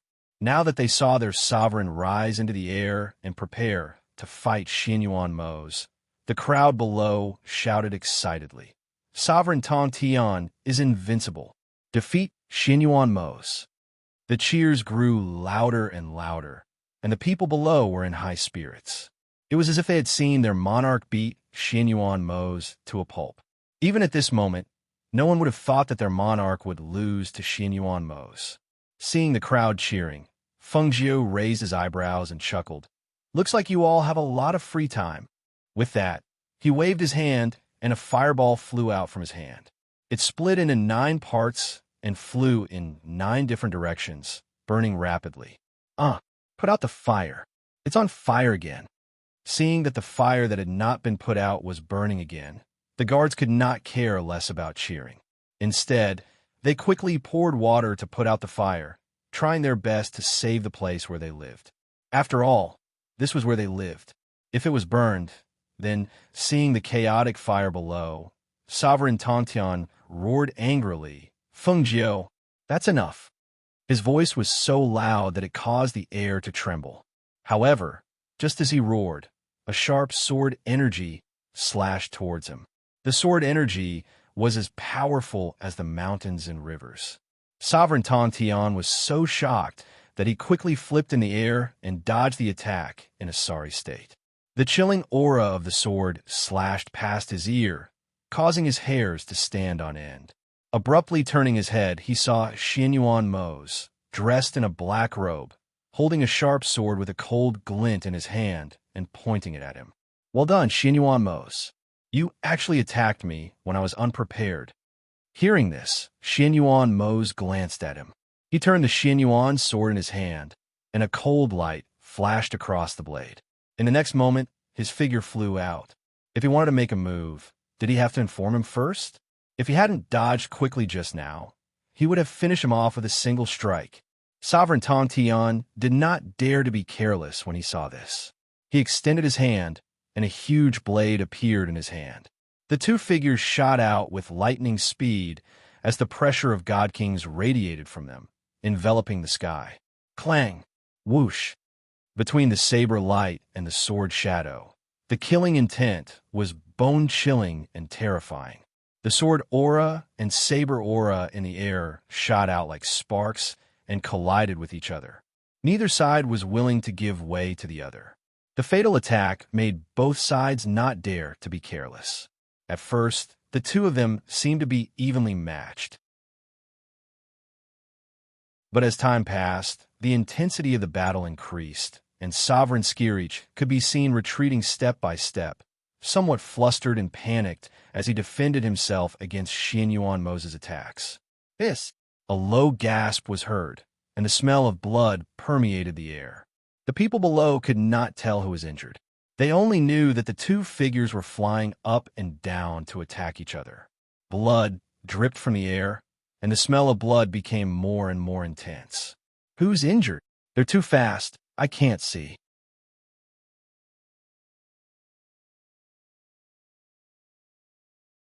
Chapter 35:87. That's right. He must have been killed by our sovereign. Before he could finish his sentence, one of the two figures above him retreated abruptly. He stumbled and almost lost his balance. Xian Yuan Mo's waved the Xian Yuan sword in his hand. The tip of the sword was pointed diagonally at the ground. His aura was piercingly cold, and there was not a single wound on his body. On the other side, the Black Lotus Lord stared at Fengjiu, who was in midair. The next moment, he opened his hands and soared into the air like an eagle. A black aura emanated from his body and enveloped him. He suddenly pounced towards Fengjiu. Before he got close, the black aura had already attacked Fengjiu. And Mo Chun, who was standing on the tree, shifted his gaze from Xian Yuan Mo's to Fengjiu. When he saw the Black Lotus aura emanating from the Black Lotus Lord, he could not help but feel worried. After all, Fengjiu had never fought with him before and did not know how strong he was. Now that they had suddenly started fighting, who would be stronger? Looking at the black aura, even though it was not close, she could feel the destructive aura. She recalled the feeling when the Black Lotus aura had invaded her body. She narrowed her eyes and raised her hand. Her natal flame surged from her body. The black aura and the flame collided at that moment. The collision of the two forces produced a loud bang. The two figures were both repelled by the powerful airflow. Uft! The Black Lotus Lord was sent flying. He felt a surge of chi and blood in his body surging up, and he spat out a mouthful of blood. His body swayed, and he lost his footing in midair. He took a few steps back before he could stabilize himself. Fengjiu was also bounced back by the airflow. The powerful airflow hit her, and the chi and blood in her body surged up, but she swallowed it back down. Xian Yuan Mo's heart tightened when he saw that she was repelled. He could not care less about the sovereign of the sky-reaching sect. He immediately came to her side and supported her. "How are you?" he asked in a low voice. Looking at her pale face, he could not hide the worry in his eyes. Fengjiu shook his head and pursed his lips without saying a word. He stared at the Black Lotus Lord, who was clutching his chest and coughing while wiping the blood from the corner of his mouth. And Mo Chun came to Fengjiu's side and looked at her worriedly. However, he saw her move her palm, and a Qing Feng sword appeared in her hand. With a flash of cold light, flames surged up with a whoosh, as if she was planning to continue the battle. Upon seeing this, the Black Lotus Lord's expression changed slightly. He stared at Fengjiu with a gloomy look in his eyes. He was extremely shocked. He did not expect Fengjiu to still be able to fight after the two powerful blasts of air collided and sent both of them flying. At this moment, there was a faint pain in his chest. That feeling made him realize that his internal organs were severely injured. If he continued to fight, his injuries would probably worsen. He had never thought that Fengjiu's strength would be so powerful. The two of them had only exchanged one move, but it had almost brought about devastating injuries. It seemed that if he wanted to attack them, he would have to think about it carefully. Xian Yuan Mo's reached out and pressed down on her hand that was holding the sword. He said, "Consider this a greeting gift for them. There will be plenty of time in the future. Let's go back."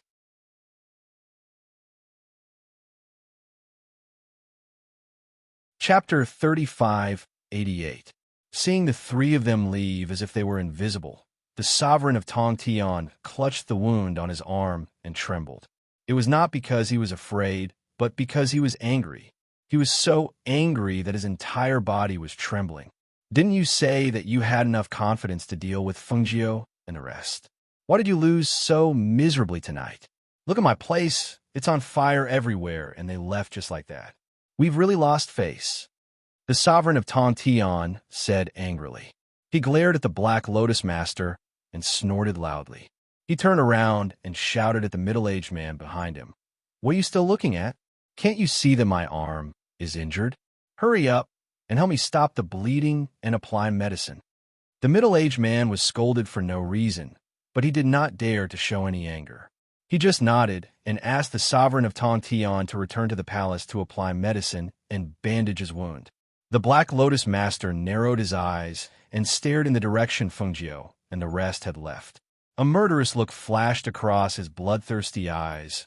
What a good Fengjiu! The outcome of the battle was decided in just one move. She had won, but it was only a narrow victory. How could he say that she was not injured? That was impossible. Even he was injured so badly because of that one move. Even if she was not as badly injured as him, it was definitely not light. "Fengjiu, we still have a long way to go. One day, I'll settle all the old and new debts with you." The cold voice was drowned out by the sound of the surrounding fire extinguishing. The voice drifted in the air until it disappeared completely. Xianyuan Mose left with Fengjiu in his arms. When they left that place and arrived at the forest below, Fengjiu finally could not hold on any longer, and a trace of blood flowed out from her wound. "Are you seriously injured?" Xianyuan Mose frowned and took out a pill from his space and gave it to her. The amount of strength the two of you used in that attack was the same as the rebound force. "If you're injured to this extent, the Black Lotus Master must be seriously injured," Emo-chan said. Emo-chan looked at her pale face and said worriedly, "Sit down and rest first." Fengjiu swallowed the elixir that Xianyuan Mose passed him. After recovering for a while, he wiped away the blood at the corner of his mouth and said, "I'm fine. It's just a small injury. Although it's a small injury, it's worth it. At least I know that the strength of the Black Lotus Master is not to be underestimated. Your natal heavenly flame can match his, but if you're not careful, you will be invaded by the black aura. After all, it is not a foolproof plan. If you can mobilize the green lotus chi in your body and use it to suppress the black lotus power, you will be able to achieve twice the result with half the effort in battle," Emo-chan said slowly. Seeing her resting in Xianyuan Mose's arms, he stood aside quietly. Xianyuan Mose took out a glass of water and passed it to Fengjiu. "Have a sip." Fengjiu wanted to refuse, but seeing how worried he was, she smiled and took the glass of water. After taking a sip, she passed it back to him and said, "Don't worry. I said it's just a small injury. I'll recover after a night of rest. However, it's a pity that we had to give up such a good opportunity tonight." The two of them were injured to different degrees. If they had taken this opportunity to kill them, it would not have been impossible. However, it was a pity that they had to give up tonight. It would be difficult to have such an opportunity in the future. Thinking of this, she could not help but sigh softly.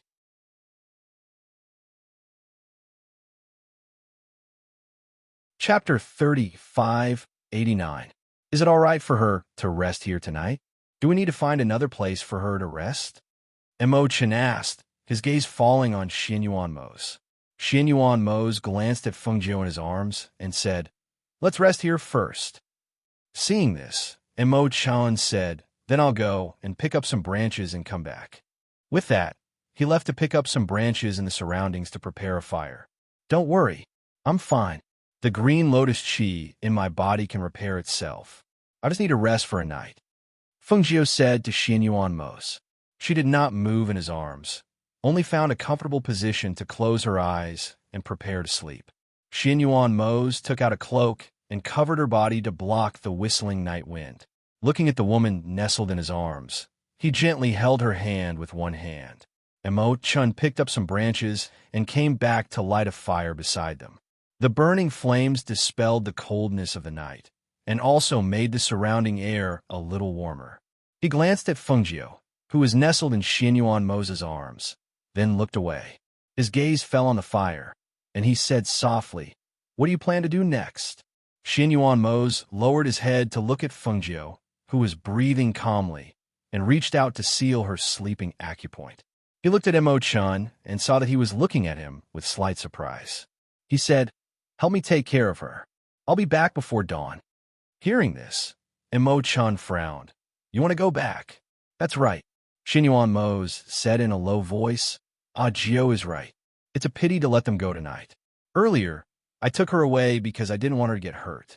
Now that I've brought her here, with you watching over her, I'm very relieved." He looked up at the sky, and a faint light flashed in his eyes. "I've already injured them tonight. It's indeed a good time to strike again. Furthermore, they definitely won't expect me to return. But if she finds out what you're doing, she'll be very worried. What's more, those two people aren't weak at all. If you go alone and something happens to you, how am I going to explain it to Fengjiu?" Mo Chin disagreed. Even though he knew that what he said wasn't unreasonable, he still couldn't agree with what he was doing. "Regardless of whether the matter succeeds or not, I will definitely return before daybreak." He looked at the sleeping Fengjiu in his arms and said, "I won't let her worry." As he spoke, he placed a hand on the spatial bracelet on her wrist and called out in a low voice, "Swallow Cloud, come out." As his spiritual energy entered the bracelet, Tan Yun, who was in the space, heard Xin Yuan Mose's voice calling it out. It was slightly surprised, but it still flashed out of the space and went outside. "Yama Lord, what's wrong?" Swallow Cloud, who was standing by the fire, looked at him and asked. "Lie down here and let her lean against you for warmth." Xin Yuan Mose glanced at Swallow Cloud and indicated for it to lie down beside Fengjiu. Swallow Cloud's mouth twitched when it heard this. It thought that something had happened, so it was called out to keep its master warm. It glanced at its master, who was sleeping soundly, and asked, "Master, what's wrong?" Even though it asked, it still obediently lay down beside her. "I've sealed her sleeping acupoint. She'll wake up tomorrow." Xin Yuan Mose took out a thick blanket and spread it on the ground as he spoke. He then placed Fengjiu down and had Swallow Cloud lie closer to her, using his body to protect her.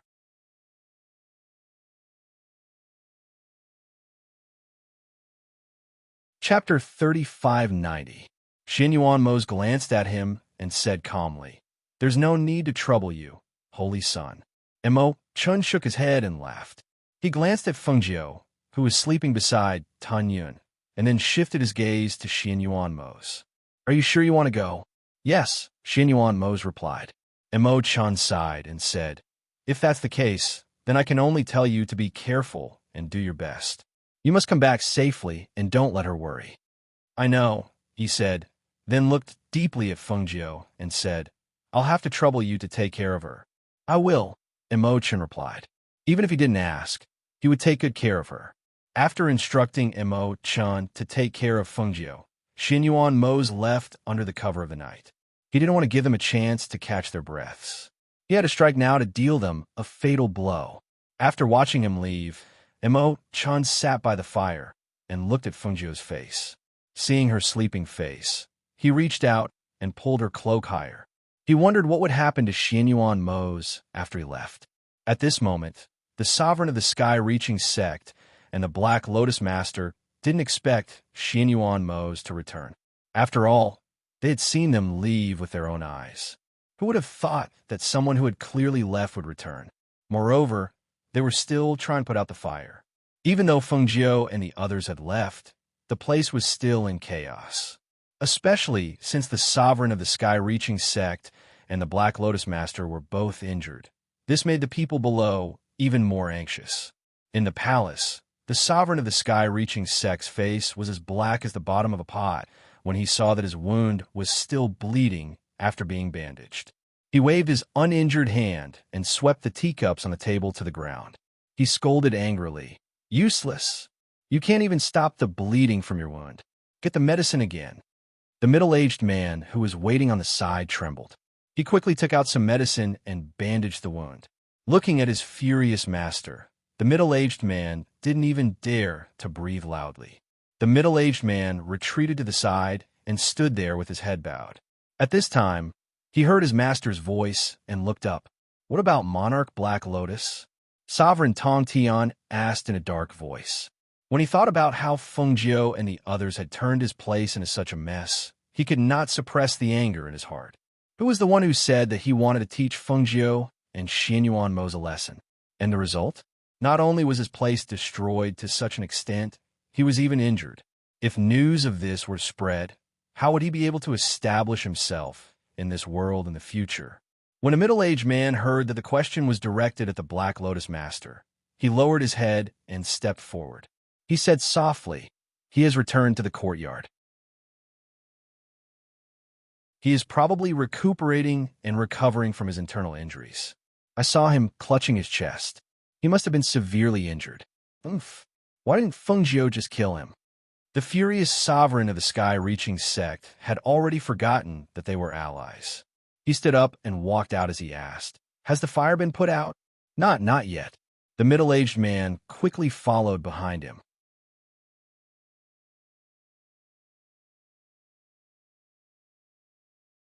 Chapter 3591. Hearing his master's words, the middle-aged man did not dare to respond and just followed behind him. However, when the two of them walked outside, the sovereign of Tongtian, who was in front, suddenly felt a terrifying murderous intent coming towards him. He was shocked and instinctively pulled the middle-aged man behind him and pushed him out. Before the middle-aged man could figure out what was going on, his body was cut in half by the sword and blood splattered all over the ground. The shrill sound pierced through the night and shocked everyone to look over. It's that Xian Yuan Mo's. He's back again. What they saw made the faces of the guards change drastically, especially when they saw him standing in the air with a sword in his hand. Where the sword was pointed, a corpse was split in half and fell to the ground. Their monarch also retreated in horror, his face full of disbelief. "Xian Yuan Mo's, didn't you leave? You actually turned back." Although he shouted, his body involuntarily retreated. Cold sweat seeped out his forehead, and his face changed. If he had not blocked the sword in time, it would have landed on his body. Even if he had the ability to block the sword, he would have been seriously injured, if not killed. How ruthless, and how fast the sword was. He wanted to kill him when he was unprepared. Perhaps because he knew how powerful he was when he fought with him earlier, he did not dare to step forward and fight with him when he saw the cold aura around him. In fact, with a thought, a voice that contained the aura of spiritual power shouted loudly, "Black Lotus, Xian Yuan Mo's is here again. Come out quickly. He's only one person. Let's work together to kill." Before he could finish speaking, the biting cold sword light attacked again. The cold, murderous intent and strong aura made him nervous. He did not have time to call for help and attacked with all his strength. Clang! The sword collided and a strong air current shot out. The sovereign of Tongtian was injured in one hand, and it was difficult for him to fight with him. At this moment, the two of them leaned against each other and were only 2 steps away. Looking at Xian Yuan Mo's in front of him, the sovereign of Tongtian gritted his teeth and said, "Xian Yuan Mo's, don't you go too far. If you hadn't made an enemy of my woman, I wouldn't have taken you seriously." Xian Yuan Mo's deep voice sounded. His deep eyes were filled with cold, murderous intent as he stared at the sovereign of Tongtian. He said, "I won't leave a single one of you alive if you threaten her existence." With that, the Xian Yuan sword in his hand suddenly surged with sword chi. The pressure of a god king erupted, and the presence of an ancient azure dragon shot out at that moment as well, knocking the sovereign away. The moment he was knocked away, several streams of energy from his body and sword chi rapidly gathered together, forming a dragon of energy that shot towards the sovereign. Roar! The Chi dragon's aura was so ferocious that it seemed like a real dragon had appeared and attacked Lord of Tongtian with lightning speed. The murderous intent was so terrifying that Lord of Tongtian's heart trembled. He gritted his teeth and immediately gathered the aura of the ancient ferocious beast in his body to meet the attack. Today, I'll fight with you to the end.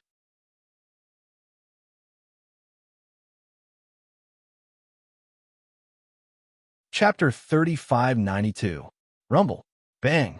When the two gusts of air violently collided, Xinyuan Mose and the sovereign of Tongtian swiftly dodged to avoid being injured by the gusts of air that shot out.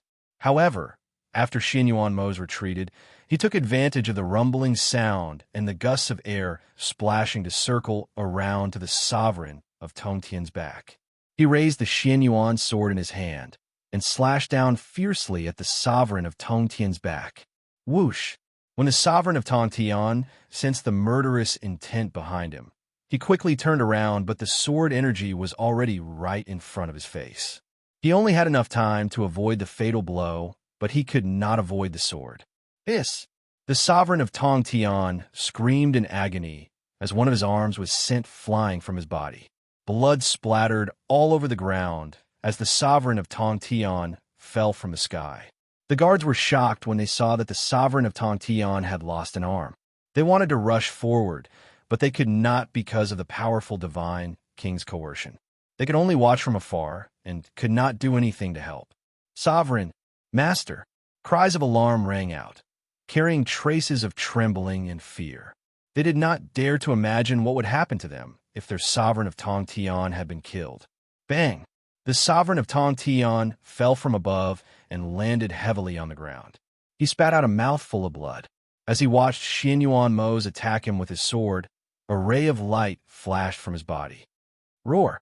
The sovereign of Tongtian's ancient ferocious beast emerged from his space and raised its head to let out an angry roar.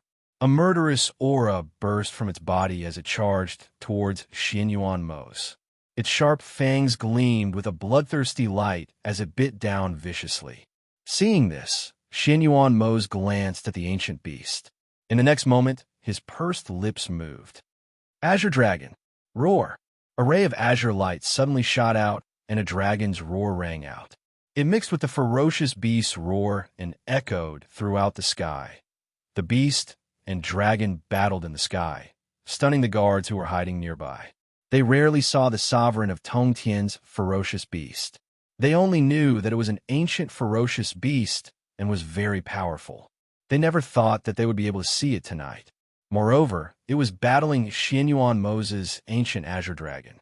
However, the more they watched the battle between the dragon and the beast, the more they felt that their master's ancient ferocious beast was gradually losing the upper hand.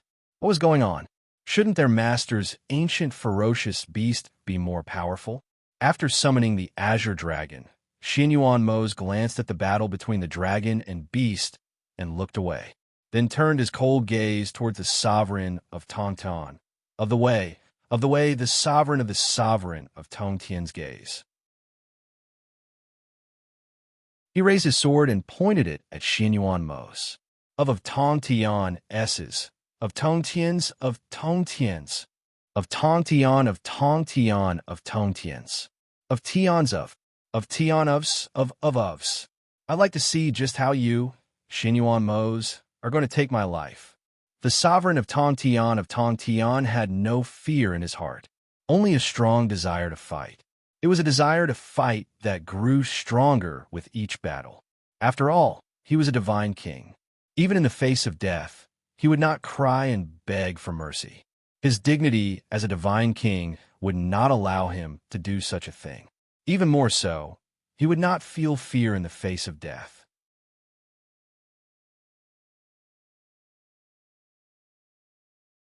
Chapter 3593. The two figures clashed in midair, and a blade of astral energy slashed down. Xinyuan Mose dodged, and the blade of astral energy landed on the ground, creating a crack.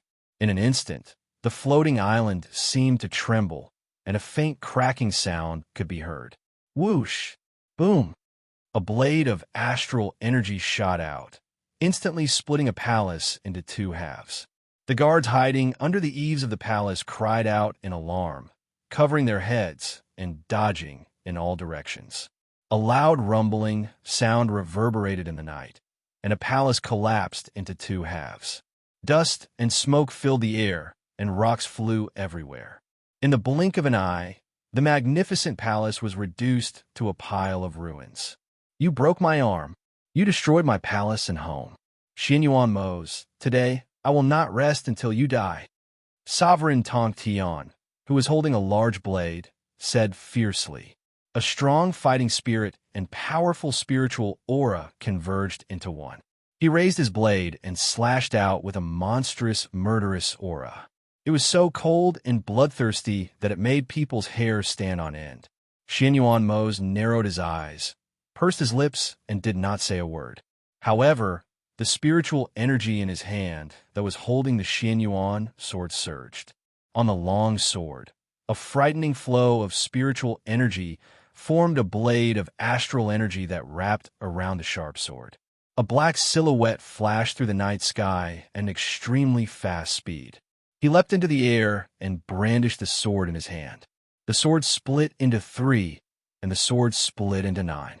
The 9 sword shadows emitted whistling sounds as they met the incoming attack head-on. It was also at that moment that his figure split into 2. One of them met the attack head-on, while the other flashed and appeared behind Sovereign Tong Tian before anyone could react. I did not want you to live past tonight. A cold voice came from behind Sovereign Tong Tian, causing him to feel a chill run down his spine. Just as he turned around, the Xianyuan sword had already pierced through his back. He could even clearly hear the sharp blade piercing his robes, penetrating his body armor, and accurately piercing his nascent soul, destroying his inner core and primordial spirit. Ah! A shrill scream resounded through the sky at that moment, and the entire sky trembled at this moment. As his inner core, primordial spirit, and nascent soul were destroyed, his spiritual aura was also frantically leaking out. His black hair, which was tied up by spiritual aura, gradually turned white and dry, and his body rapidly shrank. He looked in disbelief at the figure in front of him that was hit by the blade, and then looked down at the Xianyuan sword that pierced through his body. He opened his mouth, and blood gushed out. Behind him, Xianyuan Mose let out a muffled groan as he watched the spiritual energy in his body explode. A trace of blood seeped out from the corner of his mouth. He raised his hand to wipe the blood from the corner of his mouth, then pulled the Xianyuan sword back.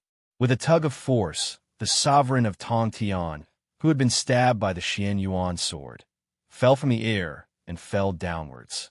Monarch! Looking at this scene, the people below were so shocked that they were speechless.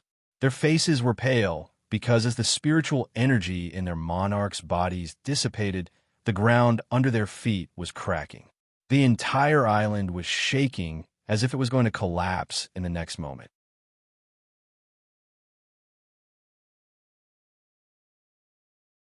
Chapter 3594. His gaze swept past Xianyuan Mose and landed on the Azure Dragon. The moment Sovereign Tong Tian died, his contracted beast also died without putting up a fight. The Azure Dragon that belonged to Xianyuan Mose soared into the sky, and its roar was so loud that it hurt his ears. At first, he thought that if Xianyuan Mose was no match for the Sovereign of Heaven Reaching and escaped with serious injuries, then he wouldn't take care of the injured Sovereign of Heaven Reaching. He would just take care of him and take over everything. But now, the Sovereign of Heaven Reaching was the one who was no match for him. What a useless thing. What a waste of an ancient, ferocious beast. Black Lotus moved his body that had recovered from his injuries, then narrowed his eyes and stared at Xianyuan Mose. Following Sovereign Tongtian's death, the entire island that was formed by Sovereign Tongtian's spiritual energy began to collapse and fall apart. Cracking sounds could be heard in the air along with the panicked cries of those people. Seeing that it was about time, Black Lotus gathered his chi and soared into the sky, then shouted angrily, Xianyuan Mose, You actually killed Sovereign Tontion. Today, I will avenge Sovereign Tontion." An angry roar that contained a powerful pressure, accompanied by grief, spread through the air. When the crowd heard it, the originally panicked crowd gradually calmed down. After calming down, what followed was monstrous anger and hatred. Avenge. Kill him and avenge Sovereign Tontion. Sovereign Tontion's subordinates were so angry that their eyes turned red. One by one, they soared into the sky to avoid the collapsed island. They watched as their homes cracked open and fell apart. The mountains, palaces, and trees all collapsed. Anger and hatred filled their hearts. Thick battle chi, hatred, and killing intent intertwined and formed a powerful airflow that soared into the sky. Seeing this, Black Lotus Lord was delighted. He immediately raised his voice and said, "Xianyuan Mose has an ancient azure dragon as his spiritual beast. In addition, he is extremely powerful. If you want revenge, lend me all your spiritual energy and battle chi. Let me avenge your Sovereign Tontion. Kill Xianyuan Mose and offer it to Sovereign Tontian Spirit." Black Lotus Lord's voice, which contained a powerful aura, sounded like a demon's bewitching voice. The cultivators were filled with anger and murderous intent. At that moment, they lost their rationality and were led by his words. They agreed without thinking carefully. "Please tell us what we should do. How can we lend you our spiritual energy and battle chi? What will happen to us after we lend it to you? Will we lose our spiritual energy?" Some people were worried and asked. Black Lotus Lord raised his head and laughed. "Laugh. Don't worry. I have a cultivation technique that can make use of your strength. To fight, I will return your power. After this is done, I will return the borrowed energy spirit. All your power will be returned to return." Hearing this, the people below no longer had any doubts. Voices of different pitches were filled with excitement as they agreed.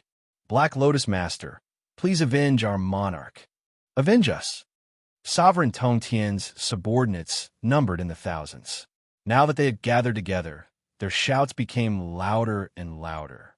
After witnessing the tragic death of their Sovereign Tontian and the destruction of their homes, everyone's emotions were stirred. Their killing intent and fighting intent soared into the sky, forming a powerful airflow that soared into the night sky.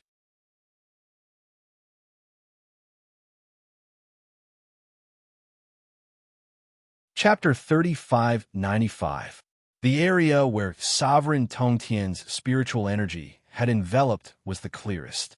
When Sovereign Tontian died, the experts in that area could feel the change in the aura in the air. They could even feel that the entire world was trembling.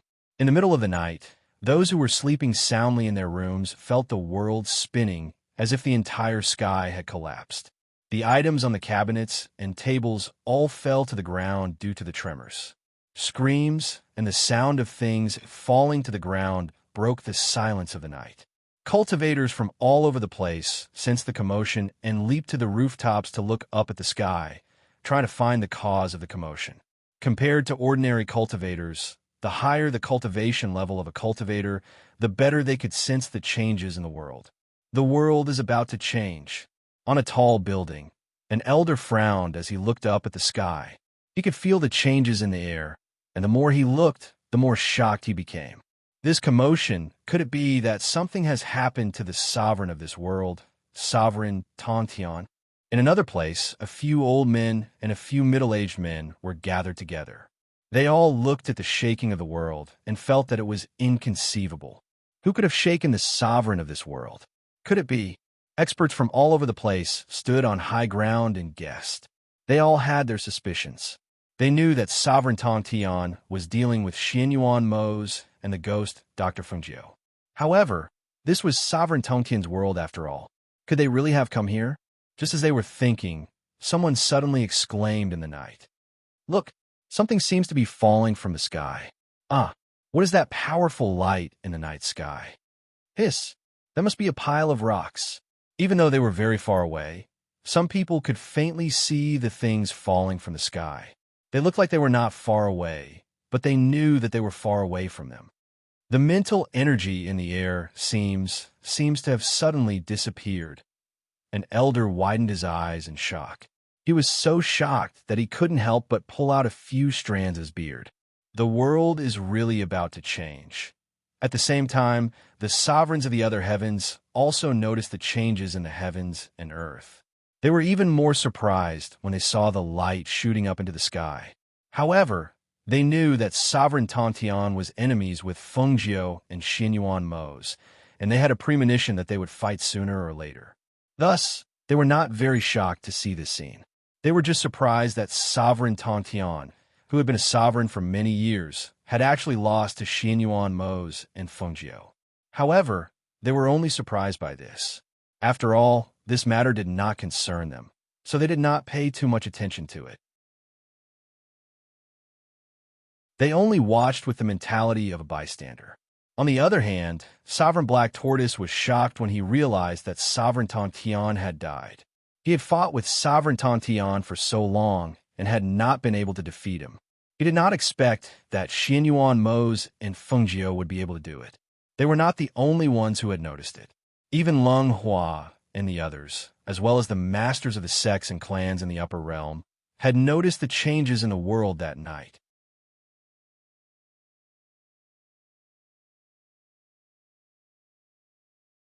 Chapter 3596.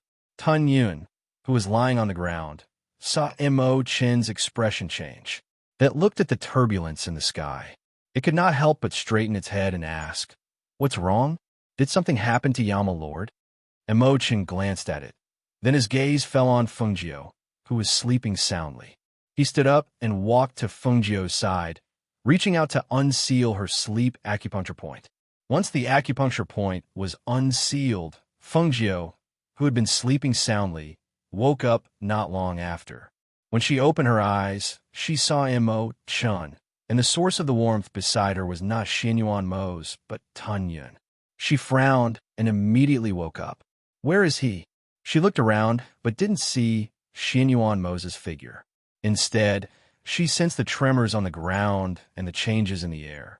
She raised her head to look at the sky, and when she did, her expression changed and she jumped up from the ground. He turned back. Fengjiu raised her voice slightly. Her nervousness and worry could be heard in her voice. Mo Chen looked at her and said, "Not long after you fell asleep, he sealed your sleep acupuncture point." Then he turned back and said that he could not miss this opportunity. "I tried to stop him, but I could not." He paused and sighed in his heart. He said that he would not let you worry and that he would definitely rush back before daybreak. "But I saw that the situation had changed, so I unsealed your sleep acupuncture point to wake you up and tell you the seriousness of the matter." "Sovereign Tongtian is dead?" Fengjiu asked. Her gaze fell on the sky, and she took in the strange phenomenon that soared into the sky in the night. "That's right. Sovereign Tongtian should have been killed by Mo's. This world has been changing since just now, and the aura in the air has also changed. Sovereign Tongtian's spiritual energy has also disappeared from this world. The island he condensed has also collapsed. The falling rocks and the like are proof." As Mo Chen spoke, he looked at the dark night sky. There was a trace of seriousness in his voice. "And I woke you up not because Sovereign Tongtian is dead, but because your life and death tribulations have begun." When he sensed that their life and death tribulations had begun to move, his heart became abnormally heavy. Hearing this, Fengjiu wasn't worried about his own life and death calamity, but about Xianyuan Mo's, who was still in battle. If their life and death calamity were to move, wouldn't that mean that he might die in this battle? When she thought of this, she panicked. "I need to find him." As soon as she said this, she took a deep breath and rushed into the night, ignoring Mo Chen and Tun Yun behind her.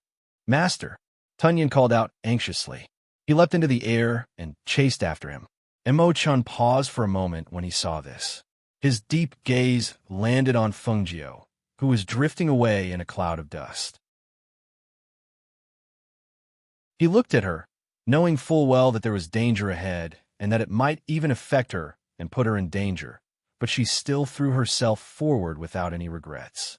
It was all because the person she loved the most was in that dangerous place, the person she cared about, the person she was tied to, so she was not afraid of danger and was willing to live and die with him.